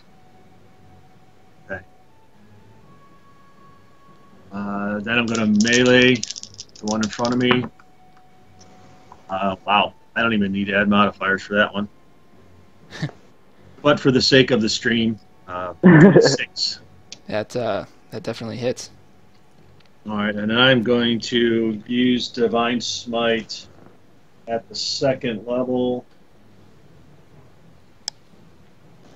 Need 2 extra D8s. What are you attacking him with? Oh, I forgot the trident. I wanted to switch out to the trident. Okay, that's fine. Yeah. It's still the same attack bonuses and everything. Right. All right, so that is 11, 12 piercing from the weapon itself. Okay. And then an additional 12 radiant from the Divine Smite. Nice. All right, still standing, but he's looking pretty ragged. You have your extra attack. I'm going to use my extra attack. This one is straight roll. No advantage on the second one. Okay, don't need it. Dirty 20. All right. Once again, going to call upon Kiri Jolith, using Divine Smite at the 2nd level. That is 13 for the weapon itself, and 9 radiant. Nice. So you guys see as Hagrid shoots the guy in front of him with his ring, as he's literally as he's drawing his trident back, he shoots him with the ring, and you see him get wreathed in the radiant light. And then as he's stabbing the trident at him, the radiant light goes into the trident, and you see it just twice into the devil. And he takes a shitload of damage. He coughs up blood on the floor in front of him. He's like, but he's still standing. Is it blood or black ichor? It is black ichor. Black ichor Yeah. sounds. It is. Anyone else amused by the trident and the devils thing going wow! on? That's extremely funny. Crispin, you're up. Nice one, All man. right. I am disengaging from this gentleman in front of me. Okay. And now- The one that you had your sworn enemy on has passed. Yes, he has, and that is why I'm switching out to the Dagger of Venom. Okay. And I'm charging up to my buddy, next to my buddy Haggard, and stabbing this guy next to him with, I hope I have advantage on. So what constitutes a sneak attack? You do not have advantage, but you do have sneak attack because you've got an Right. ally within 5 feet of the enemy. Yeah, that's what I meant. I did it, yeah. It is a sneaky attack of sneakiness. And the Venom's got a plus 10 modifier, so hopefully I won't need that advantage. Damn it, plus 13. 13 hits. Oh, how about that? All right, so it's a 1d6 or 1d4 plus 6. Guess when your beard can kill someone, you don't really need a whole lot of armor. Yeah, no, I mean, he's been trying to parry stuff with his beard this whole time, and this one made its way through. Sweet.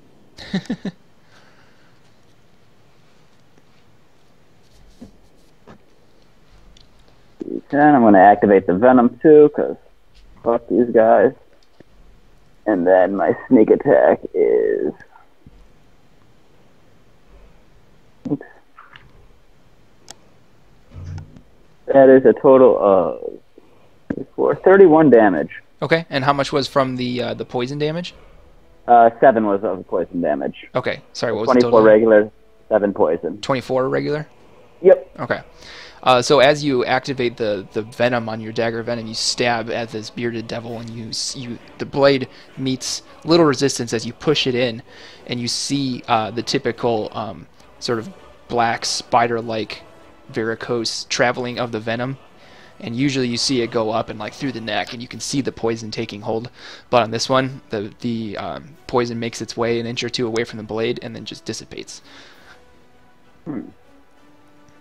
So, that makes sense. They're not living. Well, they're just immune to poison. Yeah. Okay. All right. Then Tony is up because you used your bonus action already, Crispin. That is correct.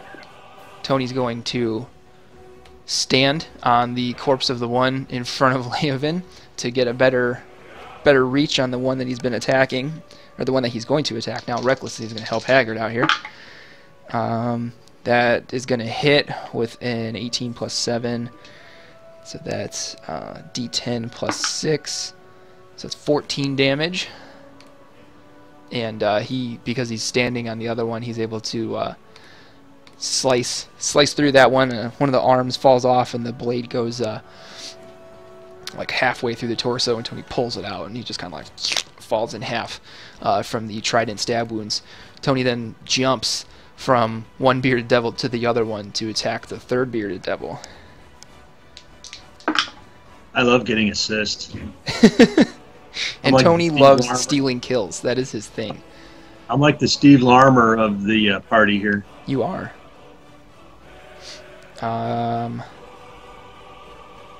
He misses, actually. I didn't know.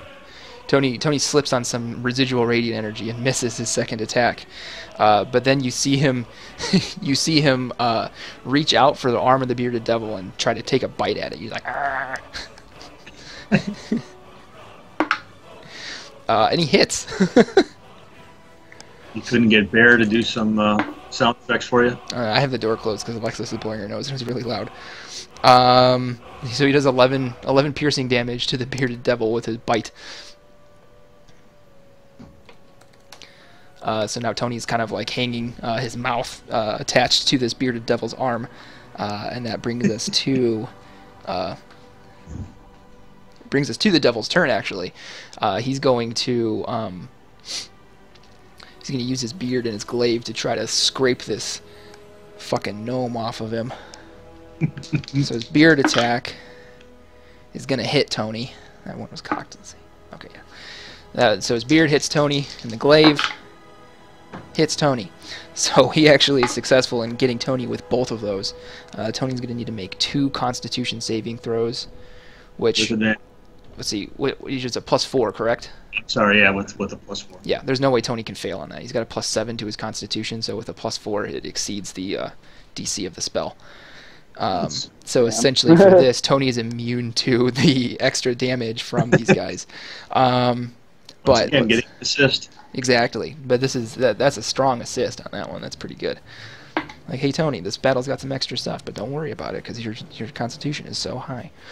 So he's going to take 2 piercing damage from the beard. Had been halved, and from the glaive, double 6s. So he's going to take 15 slashing damage, halved to 7. So he takes a total of 9 damage on this turn, which is going to come out of his temporary hit points. So he actually doesn't take any damage at all, and he doesn't have to make any saves because Haggard likes ruining everything I do. I'm kidding. Leovan, you're up. Okay. I'm going to jump down here and whack this guy. Okay. Oh shit, I forgot about that guy. Go ahead and take your turn. He's going to take his after you. Okay. 16 to hit. 16 hits. And I'm really good at rolling these today. 13 bludgeoning. All right. From the shillelagh, correct? Yes. Okay. Anything else? And what else can I do? Yell Shara Megara. If it was you, I would assume you would use poison spray. That's actually probably what I was going to do. So yeah, I want to poison spray him. Okay. You spray him with the poison. It goes around his mouth, and he just breathes deep, like, and then lets out just a cloud of poison. He doesn't cast it back on you, but he's just like, not a single shit to be given. And then he stabs you. Yay. Beard tendrils lash out at you and miss horribly. But in your watching of the tendrils, like, the glaive comes in underneath and gets you right in the stomach. I need you to make a Constitution saving throw. +4. Constitution. I failed. I got a 5. Adjusted? Yeah, I have no modifier. +4 from Haggard, though, because you're in his circle. Oh, that's right. I forget that. So 9. So 9. You still fail. So you take 13 slashing damage. What? So when I have resistance, what do I have it? Yes. So you have it. So that would be 6 slashing damage. Okay.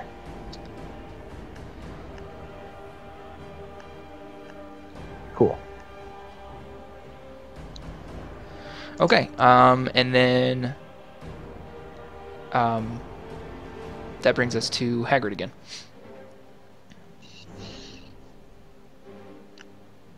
All right, so just for the sake, using all possible methods of attack, with disadvantage, ring against the furthest southern asshat,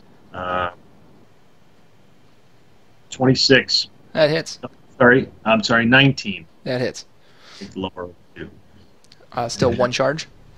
Still 1 charge. Okay. So you have 2 charges remaining on your ring. 18 radiant damage. All right. Nice. And my attacks. Yes. And since he's glowing now, Yep. First with advantage. First one that hits has advantage. Oh, no, it's the first one. 18. 18 hits. Right. 6. And I am going to use my last spell slot to cast Divine Smite at the 3rd level.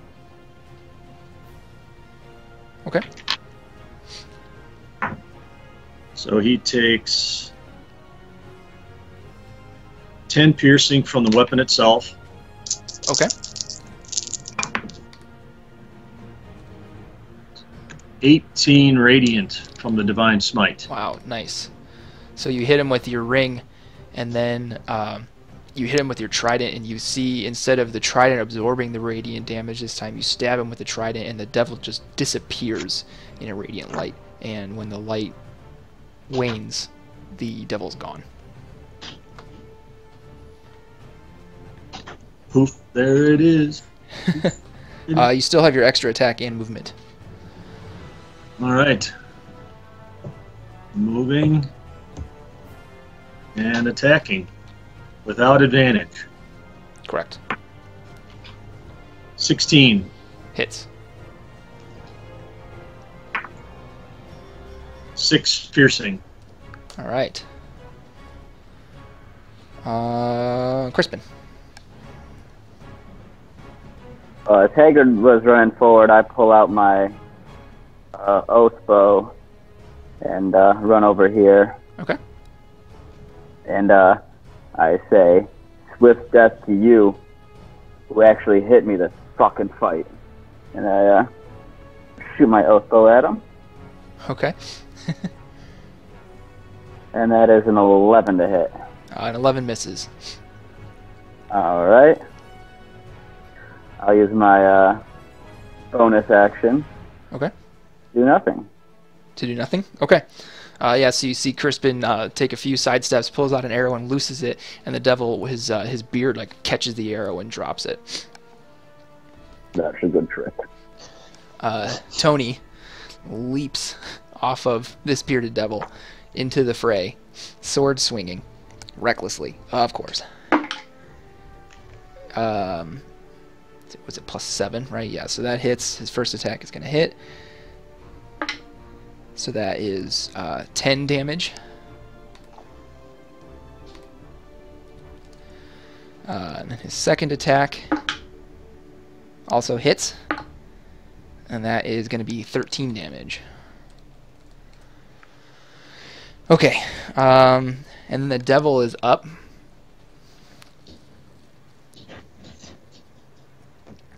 He's going to make a beard attack at...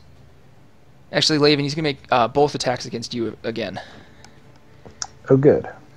Because he sees his the wound left behind by his glaive has taken hold.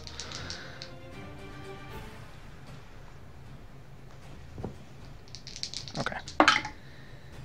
All right. So with his beard, a 9 misses you, but he'll hit you with his glaive again. Great. So that is 14 slashing damage. And another 4 damage from the wound. So the slashing damage is reduced to 7, but you take the full 4. Yep. All right. Okay.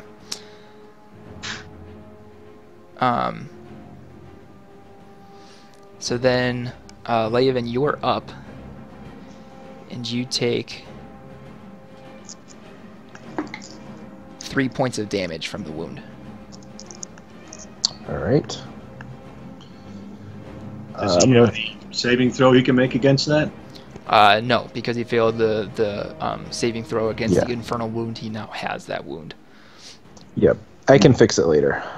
And you do sort of see through his... you have leather armor, correct, Laven? Yes. You can see... Wait. Hold on. I forget what I have in this version. I think it's leather or studded leather. Yeah. But Hagrid, you can see on Laven's side, like along his rib, a cut through the armor, and you see his pale elf skin underneath is a wound that is pitch black. It almost looks like you'd expect to see tar seeping out of it, but instead it seems to be spreading up his side.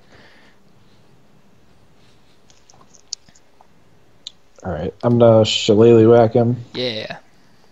And that is a 22 to hit. That hits.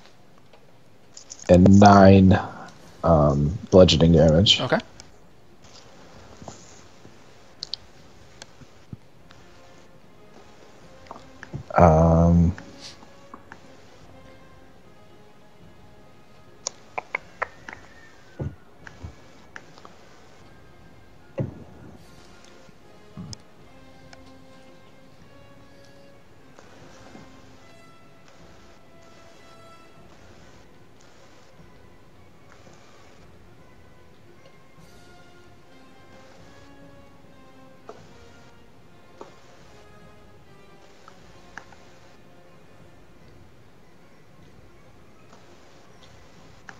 Still there, Laven? Yep, I was trying to decide if I should actually do something interesting. And I'm just going to poison spray him again. I want him to die of poison, even though I know he can't. Same thing, except this time he blows a smoke ring of poison. Damn, he's cool. All right, Hagrid, you're up.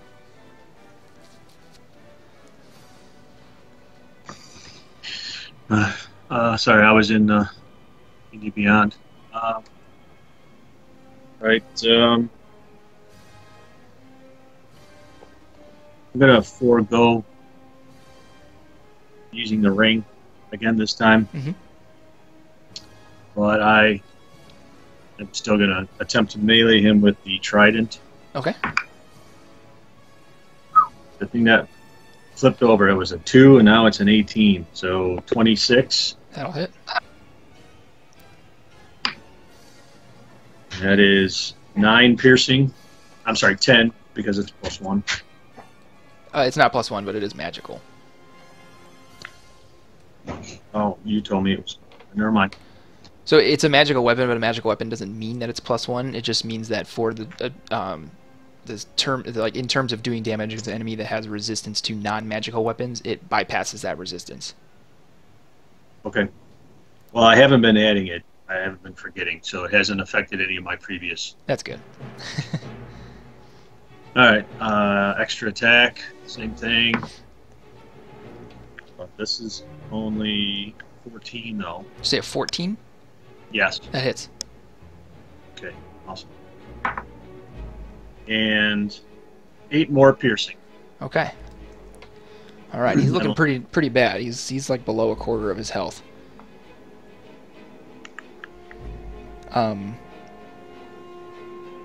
Was there anything you wanted to do with your bonus action, Hagrid?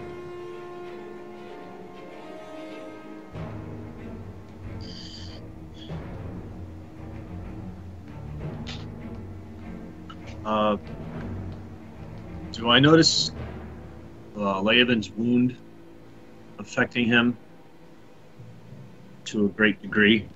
You do see that it's slowly spreading. Well, I can only cure wounds at the first level with that. Sorry, So I know on D&D Beyond it's I don't know why it keeps showing up like that, but one charge from your ring is actually cure wounds at the second level. Oh, okay. Well, I don't know if that'll actually abate the poison, though. That's right, you don't know. But is it worth a try? Yeah. Damn it, it is. All right. So go ahead and roll your healing for cure wounds at the second level. But since it's the ring, I have to actually roll to hit, right? No, because cure wounds is a touch spell, so you have to just be close enough to actually touch him, which you are. Okay. So it's essentially like the ring glows and you put your hand on him and the radiant energy goes into him, kind of thing. Been a while since I clericked, so I don't know what to do. If you click on where are you on D&D Beyond? Because if you click on where it says Cure Wounds, it'll show you the Cure Wounds spell card. I tried. I'll pull it up. Oh no! Okay, it did work. Okay. 2d8. And then it's at the second level, so I think it's 3d8. Yes, you're right. Thank you. Mm-hmm. How about that? A DM who does not only not want a TPK, but he'll actually help you. 13. Oh, sorry. No, it is 2d8, but that's okay. 13. Yeah. Well, and then it's 11. Okay, 11. All right. So, Laeven, you cure 11 points of damage, and Hagrid, as you see the radiant energy go into him, you actually see it like flow down towards his injury on his ribs, and you see it encompass that pitch blackness and force it down to where now you just see a cut on Laeven's side. Cool. And then, Crispin, it's your turn. Well, I'm just going to use my oath bow at my sworn enemy there. So this one actually isn't the sworn enemy. The sworn enemy is dead. Yeah, I did it again. It recharges at dawn. You can only do it once a day. Oh, well, I still don't like the guy very much. I'm going to shoot the bow at him anyway. That's totally fine. That was a 14. A 14 will hit. Alrighty then. These guys are not wearing armor. They have natural armor. And that is 9 damage. All right. Anything for a bonus action? Like chuck your dagger at him or something?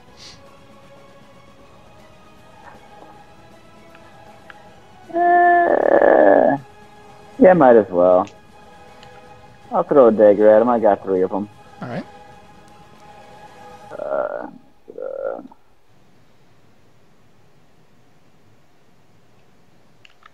Nice thing about daggers is since they're finesse, it's the same 17 to attack bonus.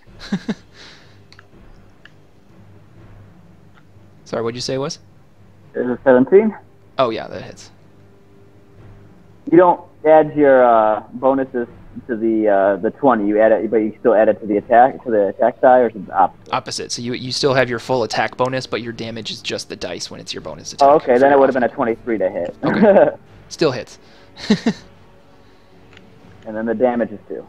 2? Okay. All right. He's looking pretty shitty. And Tony wants to take full advantage of that. So. And I want to use my free action to yell, "Hey, Mr. Devil, I'm gonna want that knife back." His beard like wraps around the handle and like tosses it down on the floor, so it sort of like clatters to like here. He may be dying, but fuck you till the end. Attitude on this guy. So Tony's gonna hit with that attack. He's gonna do 10 slashing damage with his longsword of life stealing. And the guy's still standing, so Tony's going to attack him again. That hits. And that's another 13 damage. So the devil is killed. Tony swings in like an upward arc and cuts his leg off, but also manages to sever, obviously, then the femoral artery, and just black blood is across the walls and the ceiling, and he dies. And with that, we're going to take a quick break so I can go to the bathroom.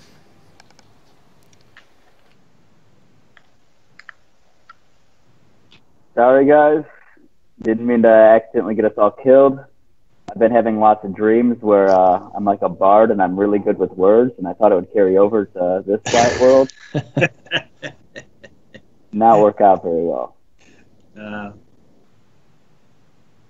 Well, we needed something to fight today anyway. Yeah. And Laven, I know you said that you could take care of that wound, but I was really curious to see what that new effect from my ring would be. Sure. Yeah.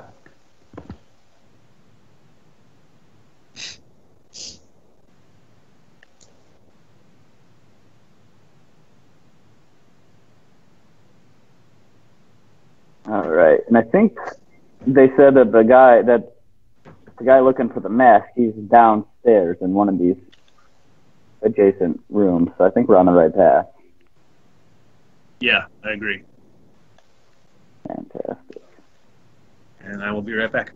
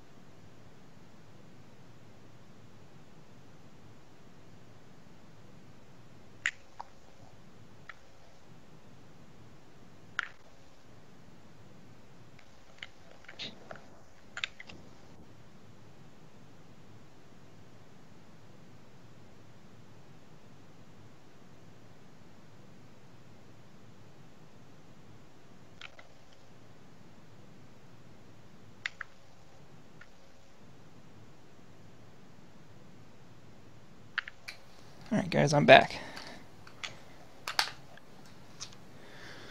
Who do I got with me? This guy. Yeah.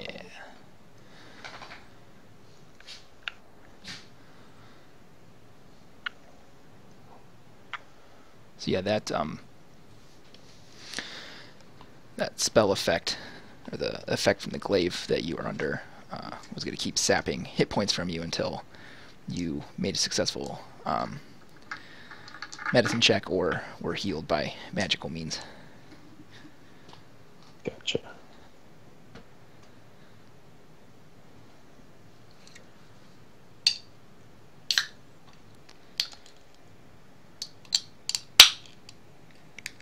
All right.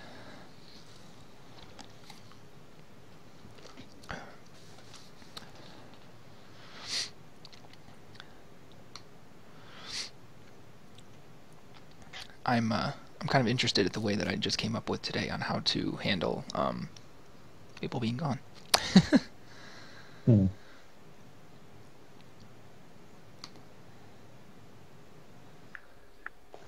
You have my bow.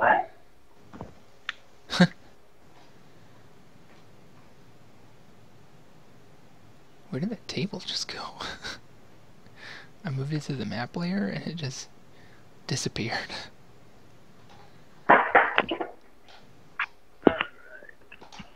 Oh, you know what? I bet.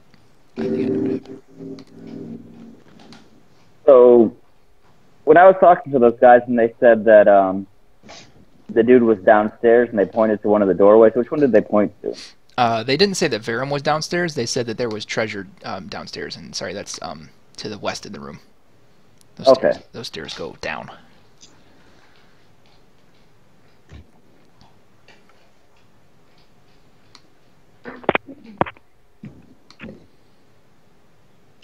All right, I'm back in case you were waiting. Okay.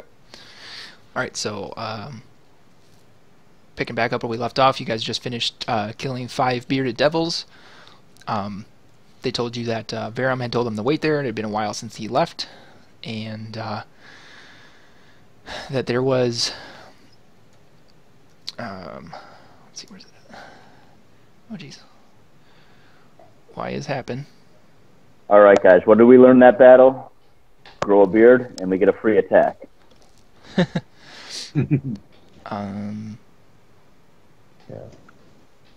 We need to work on our facial hair. Oh, they said that there was a great treasure down the stairs to the west, the opposite end of the room before you guys came in at.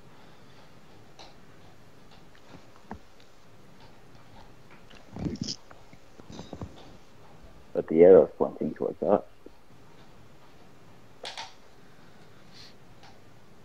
Right, because it's coming up. Well, they were waiting in here for Vesmir. For Varram. Varram, sorry. For Varram. And so do we want to just wait around to see if he comes to us, or do we want to go I don't know about you guys, but I'm pretty well depleted. So we don't run into anybody. We can go and do whatever we need to. Well, if they're waiting for him anyways, we might as well just take a short rest, see if Varram comes during that time. If he doesn't, then we can go exploring.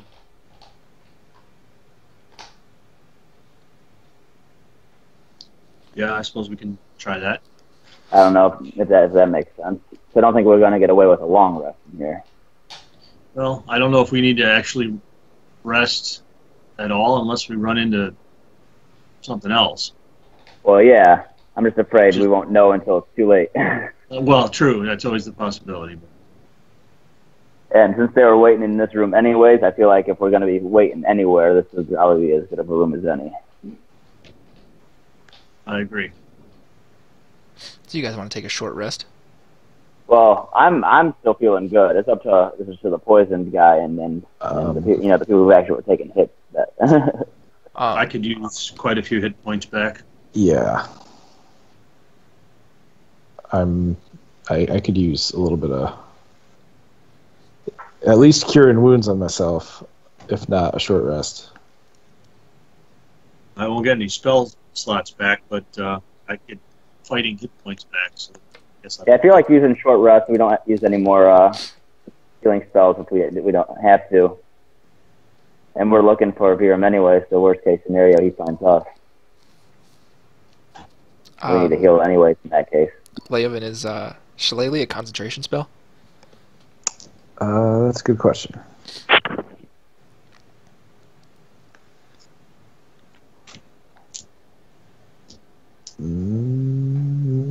Not that I can tell. I don't see concentration anywhere on there. Really? Weird. Transmutation, cantrip. Is there like a C and a diamond on there somewhere? No. Huh. I think Shillelagh is just like a timed effect. Like once you cast it, it just becomes that for a certain time. Okay. Yeah, it's not a concentration. Okay. Well, I don't... Trying to find another spell that is just. My yes, there we go. Like invisibility is. Yeah, no, yeah. There's no concentration thing. Yeah. No problem. So you guys do still have the effects of Pass Without a Trace. I was just double checking on that. But yeah, so you guys can take a short rest. Go ahead and roll however many hit dice you want to for how many you have.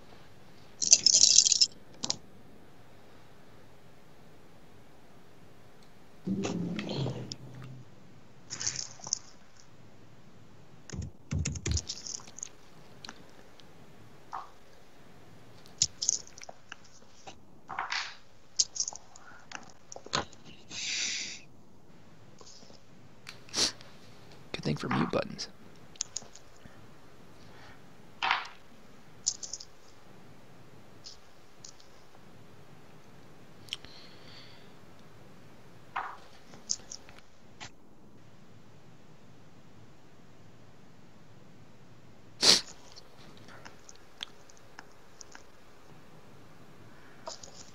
Or you play a rogue, you might be able to find out quicker than this load. What's the hit die?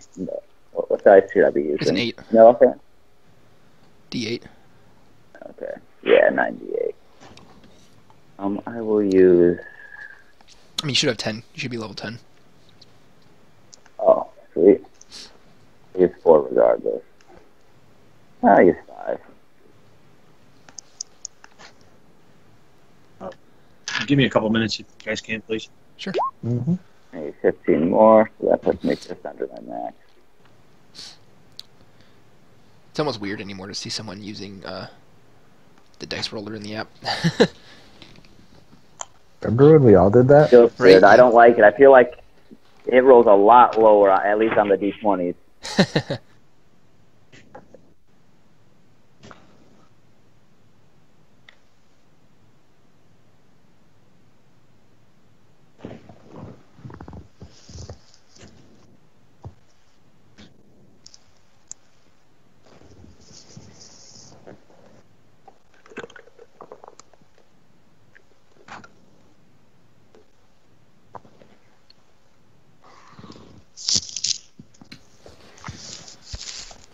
Okay. So while we're waiting on Haggard, is there anything that you guys want to ask about? Anything you want to look at? Anything that you want clarification on?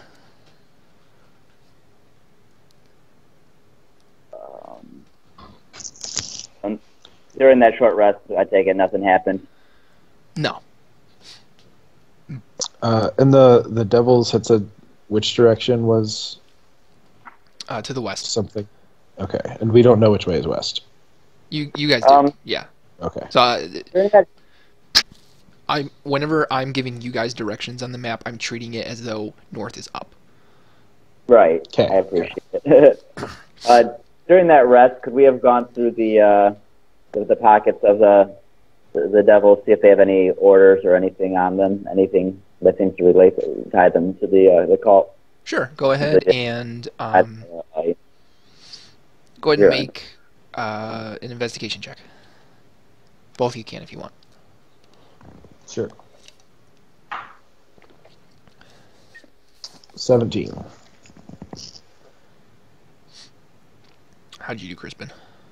I'm on it. 13. 13. Okay. So you guys look through their pockets. They're only wearing like pants and traveling cloaks. The cloaks were just to hide that they were bearded devils while they were going through Borskir, and you don't see anything in there other than like a couple silver pieces for buying things, and that's about it. There's no orders or anything in there.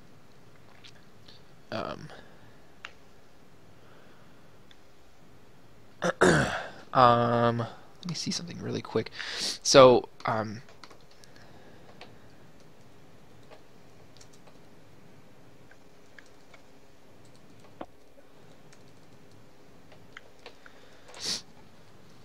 you also don't notice anything cult related on them. But they knew him by name, Varram by name. Right. Yes.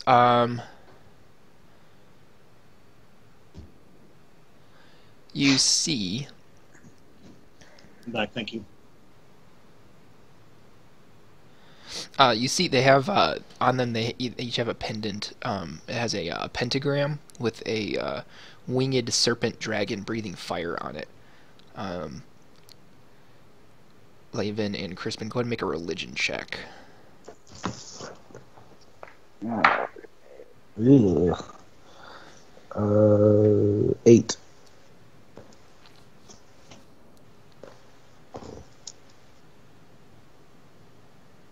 Crispin, what was yours? 13. 13. Okay. Crispin, you recognize this as the symbol for Zariel, who is an Archduchess of the Nine Hells. Zariel? Yeah, Zariel. Okay. She's a duchess. Yes, the Archduchess of Avernus. All right. Avernus. And do those have any significance to me? Like, I assume it seems pretty bad, but besides that, do I know anything about it? Go ahead and make a history check. With advantage, because Laven can try to help you out. He's going to kind of lend you the help action there. History is -2. May not be good. First one's a 14, the second one's a 12, so 14. 14. You know that she, Zariel, resides in the Nine Hells, and between the two of you, it makes sense that the worshippers of Zariel would be working with the cult, since the cult is looking to summon Tiamat, who resides in the Nine Hells. An Archduchess in the Nine Hells would like to see Tiamat removed from the Nine Hells so that there's a power vacuum. Okay. So it seems as though the cult has members from very varying factions and with various intents other than raising Tiamat working with them. So we've got devils and dragons working together. This is just going to go swimmingly from here on out, I'm sure.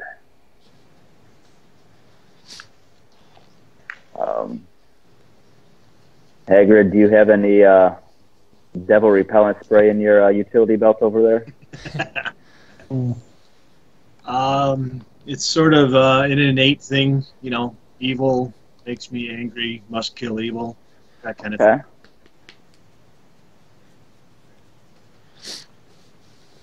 All right. So where do you guys want to go?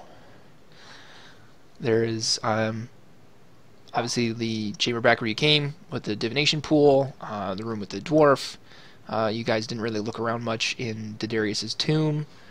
There is a report of great treasure down this staircase to the west, and there's another staircase that leads up to your south at the end of the room with the other staircase. Now, are they waiting for Varram to come back from upstairs before they go down together, or are they waiting for him to come back up from downstairs? I guess is the question we have to figure out.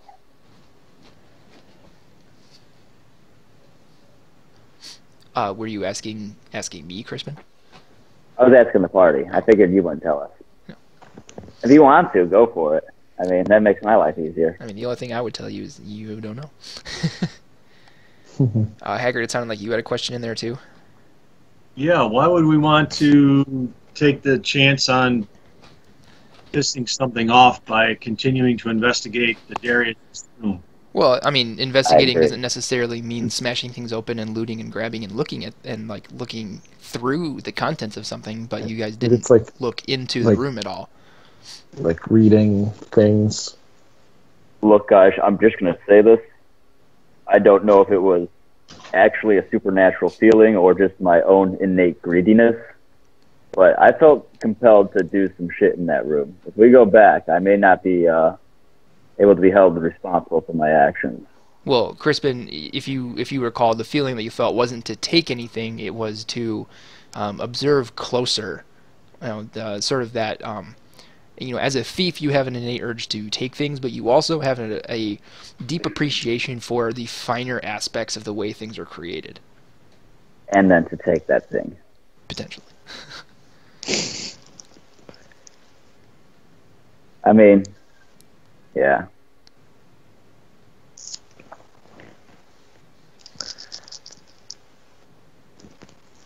I mean, I was curious about the tomb. Well, if we don't think we're going to be incurring any ungodly wrath that we can't handle, I guess we can go back in there as long as... I guess I could volunteer to keep an eye on Crispin and tendencies. Tony says, I got rope. We can tie his hands up and I'll hold on to it. Well, that seems a little harsh to one of our fellow party members, our fellow adventurers. Well, I mean, he can still look around. We'll walk him around like a dog on a leash. To be fair, he does have a history with ghosts. I will stay outside with Tony, and we'll keep watch while Hagrid and then Laven. I feel like Laven, you're pretty perceptive. Hagrid, you know this religion stuff pretty well. You two are best served in there, anyways. Me and Tony can hang out, keep watch. If anything should happen, just yell really loudly. Now I'll know what that means. I'm good with that. Yeah, we can try it. I mean, I wasn't like trying to force your hand or anything. I was just letting you guys know that you hadn't looked in there. So if that's what you want to decide to do, then that's totally fine. I wanted to make sure that you remembered what all of the options were. And I also understand that if it wasn't a point of importance in the story, it wouldn't have been brought up. True. So I'm for giving it a try. Okay. Yeah, and now that I know it's not like a supernatural compelling me wanting to just pick up everything. Yeah, sorry, I was trying to convey that the first time, but I guess I didn't. I wasn't specific. Well, I'm also in rogue steel mode, so right. Yeah. It is the natural. Yeah, you're in rogue steel mode. I'm in DM. I have to tell you things and hide things from you at the exact same time mode. And Hagrid's always in err on the side of caution. Right. Yeah. As was discussed at the opening of the show.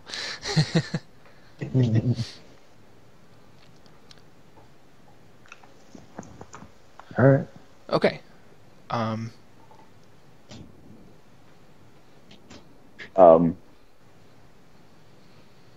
What? Should we prop all those dead bodies back up on the table just in case Varram comes back? I don't know if that's going to make a difference. So, Tony, I'm going to wait here so I can watch outside and also look inside, make sure everything's going okay with you guys. And I can go back over to those statues that possessed me earlier and gaze into their eyes. Watching Tony. Okay. There are less productive things you could do. So Hagrid and Laven, as you walk back in, again, Diderius' final resting place is a 20-foot high chamber lit by braziers imbued with continual flame. A massive stone sarcophagus sits atop a stepped stone dais at the center. Am I pronouncing that right? Dais? D-A-I-S? I've always said dais, but yeah. Yeah, I don't know. You're within the margin of error. Sure. The walls are decorated with life-size frescoes showing lost gods of Netheril and Inaria. Again, Laven and Haggard, as you walk in, you get the sense that it would be disrespectful to disturb anything here, and that everything should remain as it is. What would you guys like to do in the room? I want to check out the sarcophagus, if there are any like engravings or anything like that. As you get near the sarcophagus, within a few steps of it, a deep, clear voice seems to come from the coffin. It says, "You approach Diderius in repose. I know what you seek. Yuan-Ti have taken the one called Varram beyond their portal in the northern wall. Be prepared, for I shall open the way to peril."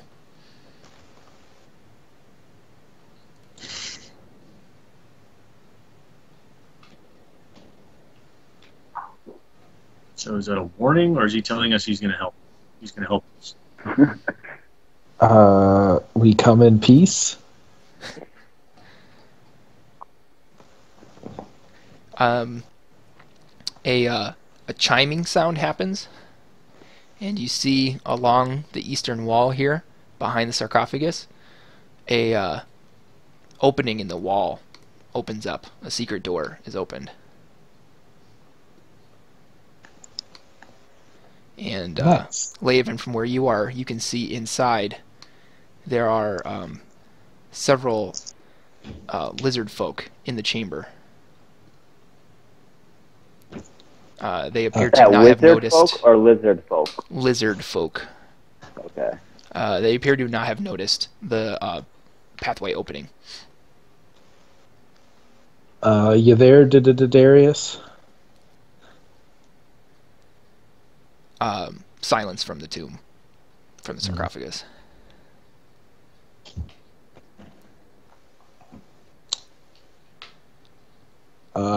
Is there anything written on it that I can see? There is the same sorts of like engravings and frescoes that you've seen. Outside of the building, there was very otherworldly refrains carved into the side of the tomb. On the inside, you've seen carvings of rituals and mosaics. Representing heroics, and on the side of the tomb, you see around the sarcophagus carved into it, you see various shades and elements of all of those things combined. Okay. I don't know, Hagrid. Anything else you want to look at before we? Oh, and by the way, there's lizards in there.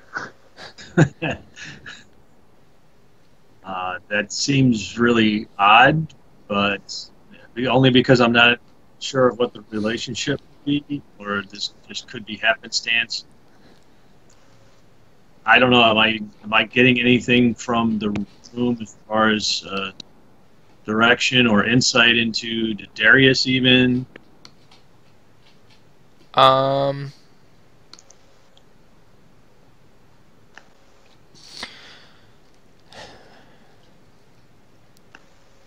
Is Divine Sense a limited use sort of thing? It is, but I can use it 5 times. Okay, so are you saying that you would use it at this point to basically you're kind of tapping into all of your senses, or no? If not, Yeah, it's fine. You can totally tell me no, I don't want to do that. It can tell me the presence of any place or object that has been desecrated. Sorry, you cut out there after object. That has been desecrated or consecrated. Okay. I don't know that really applies to the room itself. As far as consecration goes, obviously the ground then that Diderius is on has been consecrated to, protect his, his eternal soul. You you actually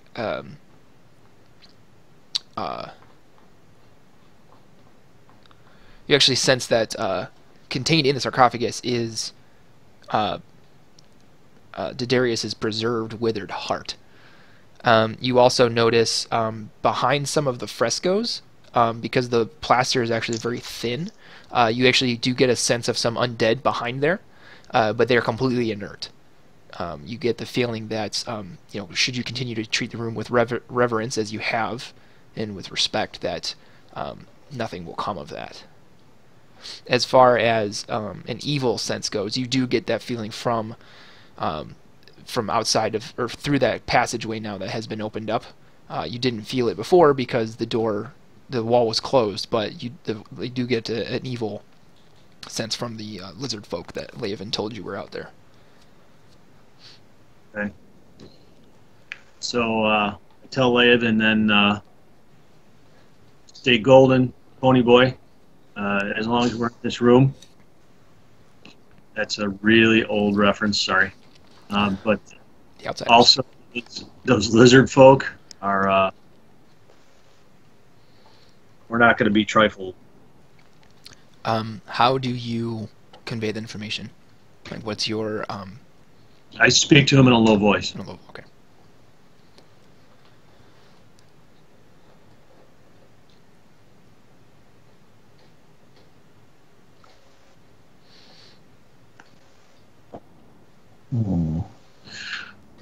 You hear Tony, and you see him. He's trying to lean around the corner, so he's like sort of like, squatted down with his hand like around the corner so he can brace himself. And he's turning. He's like, I don't want to stage whisper here, but he says in a whispered voice, he says, "What's in there? Did I hear you guys say there's something to kill?" I'm going to whisper back, "No." Damn it. Stay calm and watch Crispin, please. Tony, you're ruining our cover, remember? If anything is there, they're going to yell really loudly. That's the secret code word. Oh. And I go over to Leovan and I whisper to him, what do you think our course of action is? Do you think we want to mess with these people? I do get the sense that they are definitely evil. I mean, I feel like this has to be significant, but I just want to double check. You guys did catch the part where I said that that Diderius told you that UNT have taken the one called Varram beyond their portal in the eastern wall. Be prepared, for I shall open the way to peril. And then the wall opened up. Right. I did not. Well, part of that I didn't understand, but now it makes more sense. What I'm basically getting at now is we know where we want to continue at one point. Oh, okay. So does that point be now? So if we follow down this way, we're going to where they've taken Varram. That's the sense you get from what Diderius told you, yes. Okay. But do we want to continue exploring? Do we want to find a place to take a long rest before we engage these evil lizard dudes and continue to chase Varram? What do we do? Yeah. Why don't we go back to the rest of the party and we'll figure it out? Yeah. We should regroup. All right. Bowing in repose, I walk away from Darius's tomb. Okay.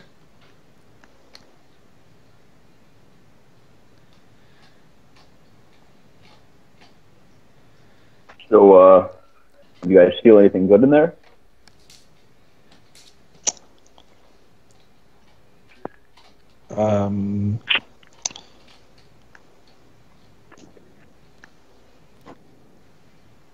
I want to point out too, Leovan, that as you're in the divination pool chamber, you can see that your pass wall that you had created through the walkway has since collapsed. Okay. because it lasts about an hour, and you guys took a short rest. So. Gotcha. Well, that's one way we can't go. Also, Cassius is on the other side of that. Oh, not much I can do until I get another 5th level spell slot. So. Unless I just, like, hammer away at it.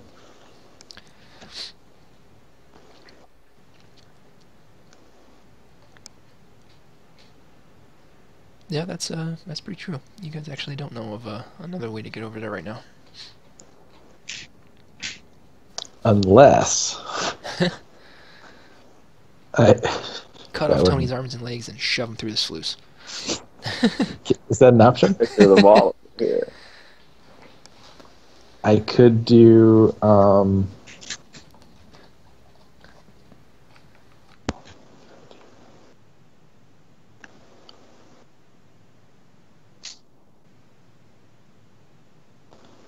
that's what it's for.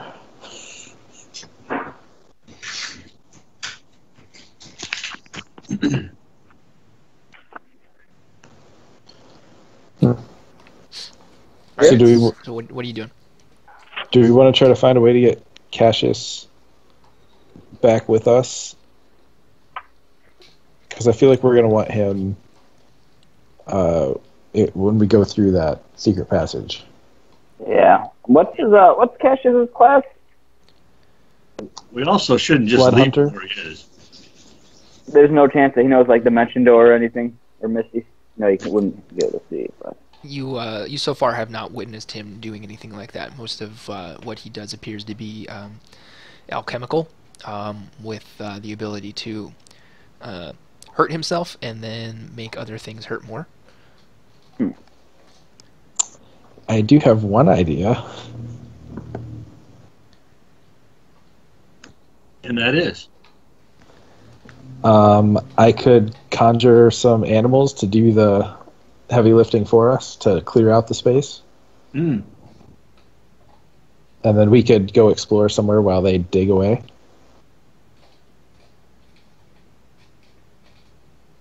Can you just unleash them that way, or do you need to like kind of control them in the fight?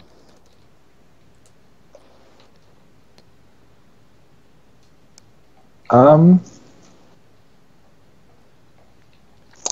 pretty sure I can just tell them to do something and they'll stick around and do it. They'll do your bidding? Okay. Well, if you want to try that, sure. That sounds like something to attempt. All right. So I'm going to cast Conjure Animals. Okay. And give us... let's go with our 4 apes. They're pretty strong. All right.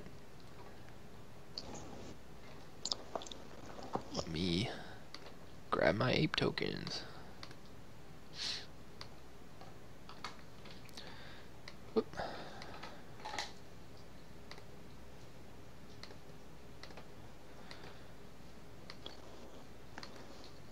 Okay. Then I'm going to tell them to clear out this rubble. They look at you, they look at the rubble, and then they start just reaching in and just like hucking rocks across the room. Look out!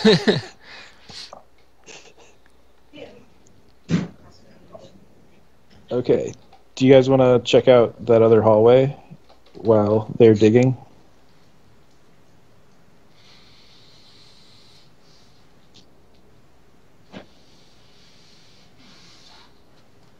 No? I mean, we can go downstairs where they said the treasure was. Yeah. We want to kill time. There was also a second staircase out of that room. Yeah. Well, I'm interested in treasure.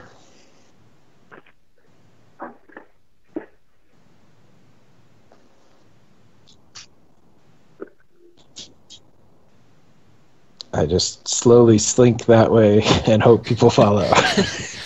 Well, eventually. Tony marches off after you, and You see on your way out of the room, Leovan, one of the chimps, he stands up from throwing stuff, gives you a little salute, and then goes back to to chucking stuff out the room.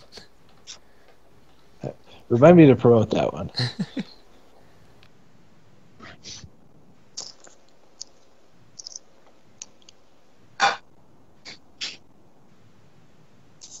Alright, so it was treasure to the west and something else to the south? Correct.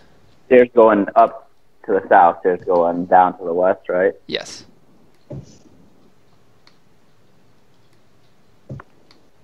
So let's check out this way then.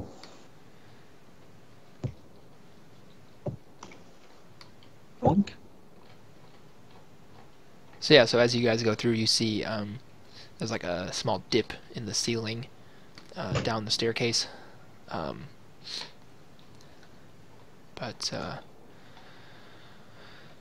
I don't believe... No, otherwise the staircase is pretty unremarkable.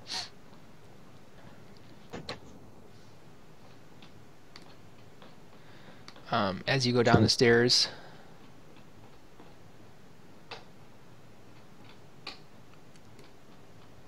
Yeah, okay.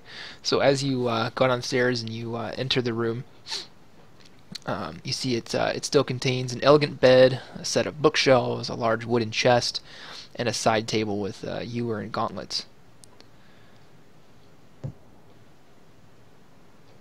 Let's check out that side table.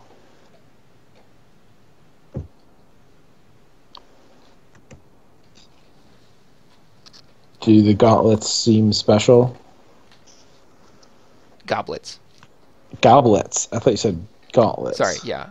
There's a table set with an ewer and goblets, so you know, a cups and a pitcher. So what's in the ewer?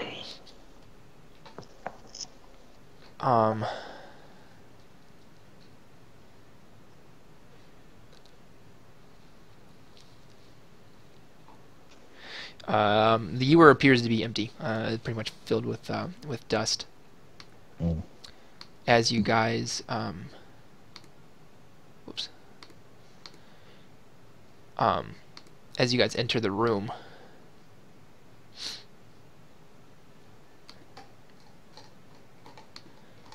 you see several ghostly forms apparate. Hyde Crispin.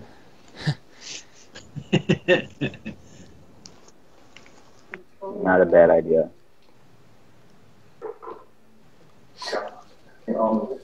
Do they appear to be hostile? We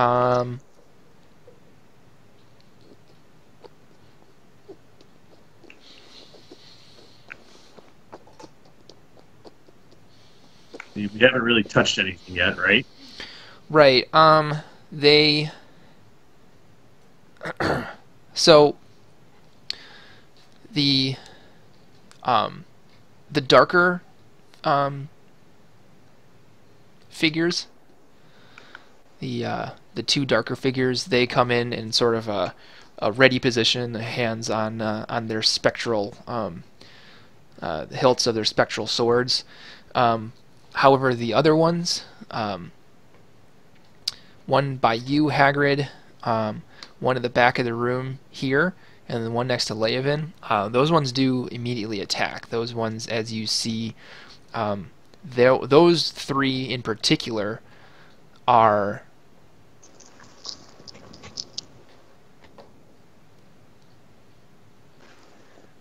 Sorry, all of the pink ones. So the three that I pointed out, you notice are humanoid and looking as though they're wearing cult regalia.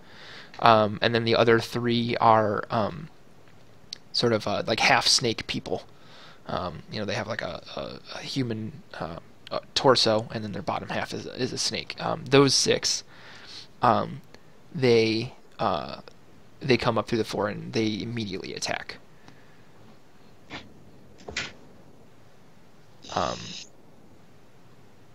Tony is in the room with you guys. I'm gonna put him in here.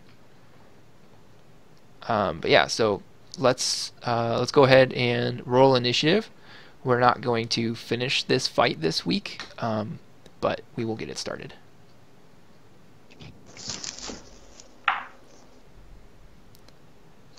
Yeah, my initiative rolls are not great.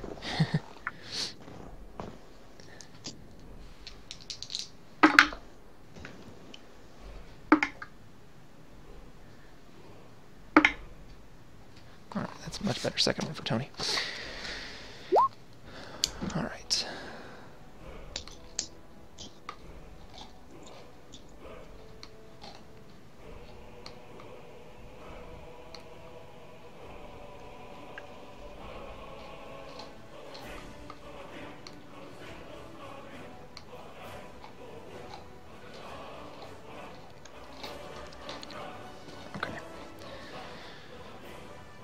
Oh, why is it not loading?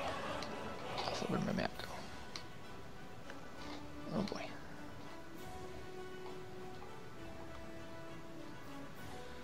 Sorry guys. Having some loading issues all of a sudden.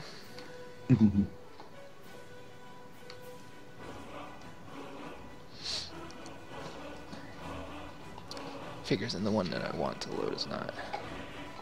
Okay. Alright. 20 to 25. 24, I think. Let me go back and check. 24, yep. 24.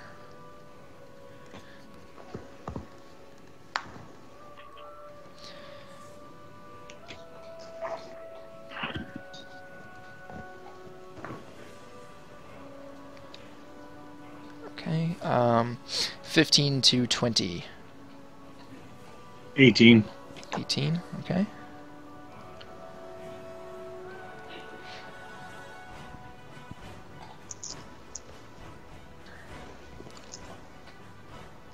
Laven, what'd you get? 11. Okay. Alright, so Crispin, you are up. The purple ones are acting aggressively. The dark ones, like the dark gray, black ones, have not done anything yet. Okay, the purple ones, are they like astral at all? Do I think I'd be able to hurt them with a normal weapon?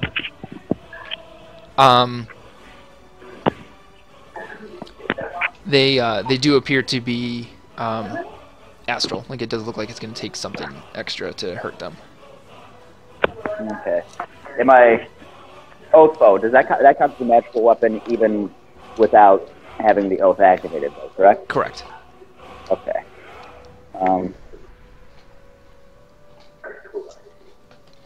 I'll pull out my oath bow and I'll take a shot at that guy. Okay.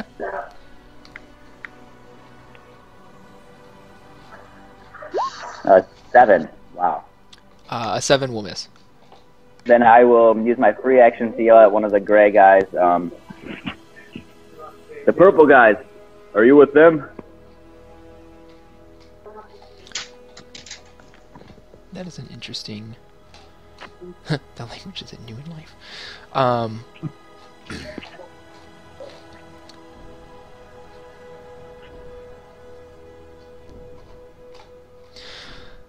So they don't reply, but you watch the two gray ones. They do begin to regard the other, like the ones dressed in cult regalia and the, well, they're UNT ghosts, but you do see them like regard them like in that kind of like otherworldly sort of like trying to remember like who you are and what your charge is. Like, am I with them? Mm-hmm. Am I against them? Do I care? Why do I care? Okay. And then Tony.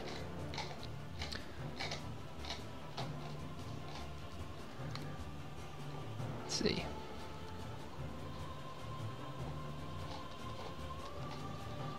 Tony's going to hold off on raging at first. He wants to see how this thing's going to shake out first, but he's going to attack the specter in front of him.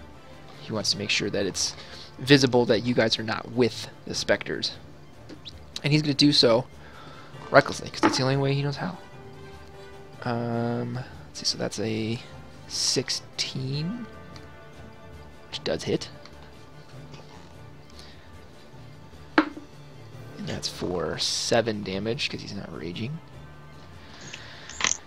He's going to use his extra attack. Swing at it again. That will also hit. And that one's for 11 damage. And you do see, as he swings through with his sword, you see it, it looks like it almost tears the spectral visage of the ghost in front of him that he's attacking. And then the specters are up.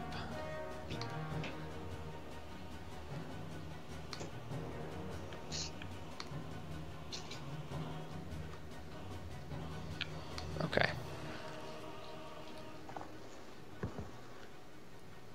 Alright. 2 of them are going to attack Laven.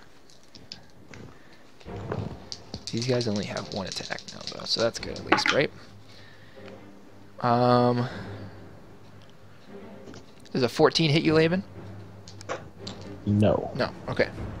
Good for you. Let's see. 2 are going to attack Crispin. Does a 16? No, a 15 hit you, Crispin? Nope. No. Okay. Neither would. All right. So neither hits you. This one's going to attack Tony with advantage. That does hit Tony. And then let's see if this one hits Hagrid. That's a 21 against your AC, Hagrid. Beats it. Okay. Alright, so Tony and Hagrid get hit by the specters.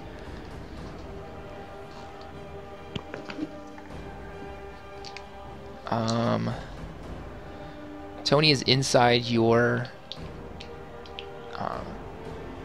aura, so he actually cannot fail on this Constitution saving throw again. Hagrid, what is your Constitution bonus? Like, if you were to make a saving throw, what's your Constitution saving throw bonus? +4. +4. Okay. So, go ahead and roll a Constitution saving throw for me.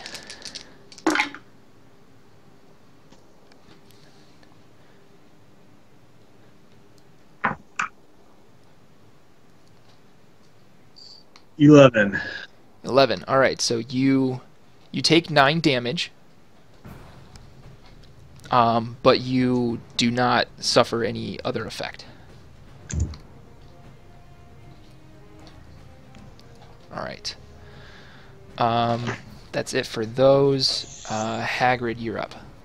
And this is the turn we're going to end. We'll go through a full round. So Laven, you will do yours. Since most of my bonus action is null and void right now, I'm just going to continue to use the trident against the specter in front of me. Okay. And does a 17 hit? Yes.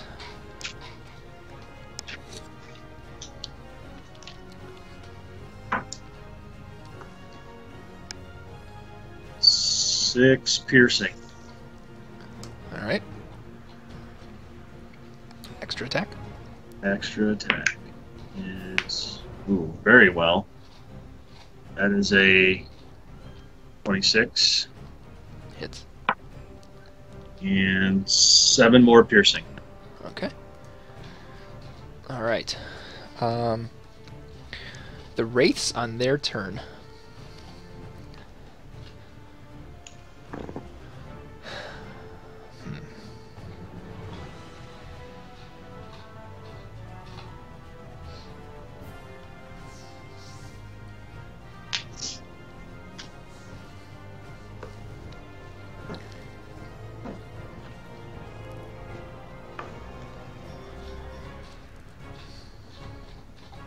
Okay.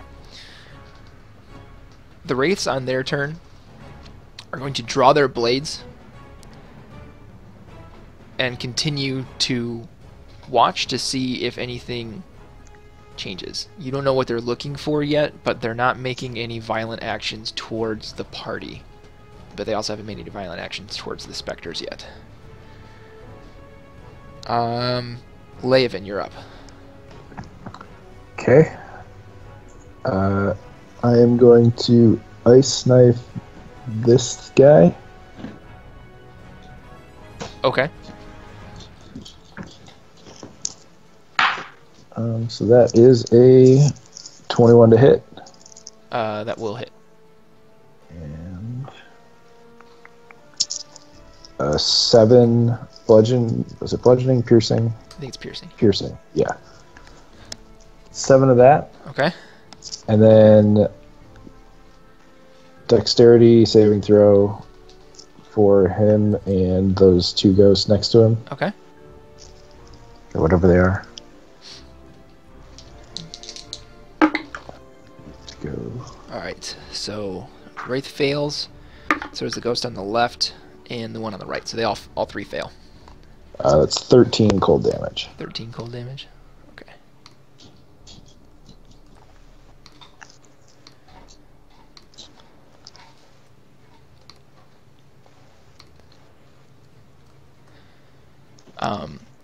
And anything else for your turn? Then I'm going to do the same thing again. You have to cast a different spell. Oh, that's right, because of the... You're right.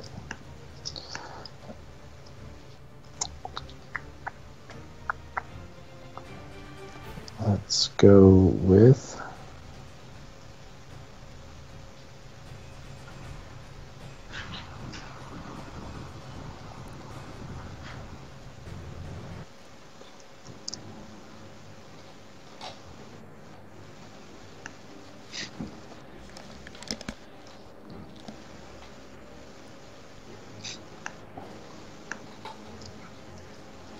I don't want to cast a concentration spell and lose my animals. Yep. I'm going to throw... Wait, I can't do that. Can I call the last thing my bonus action and throw a dart? Yeah. Okay. I'm just going to throw a dart at that guy. Okay. Wraith? I don't know what's going to happen. I don't have a lot of choices. 18 to hit. That hits. And 7 piercing. Okay.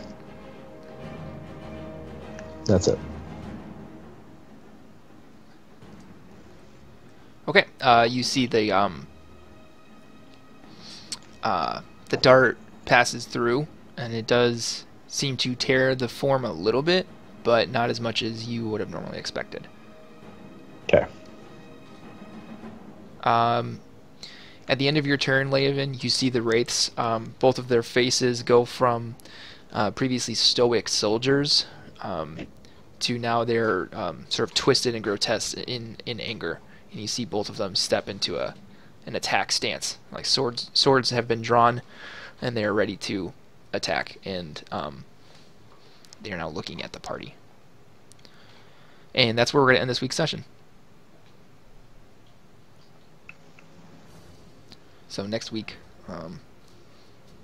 we'll pick up from right here, and hopefully we have everybody.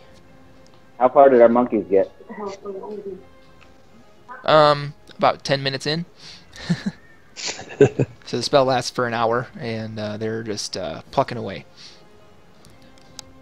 It's quite a bit of rubble, though. So as far as you know, you don't really know how well they've done.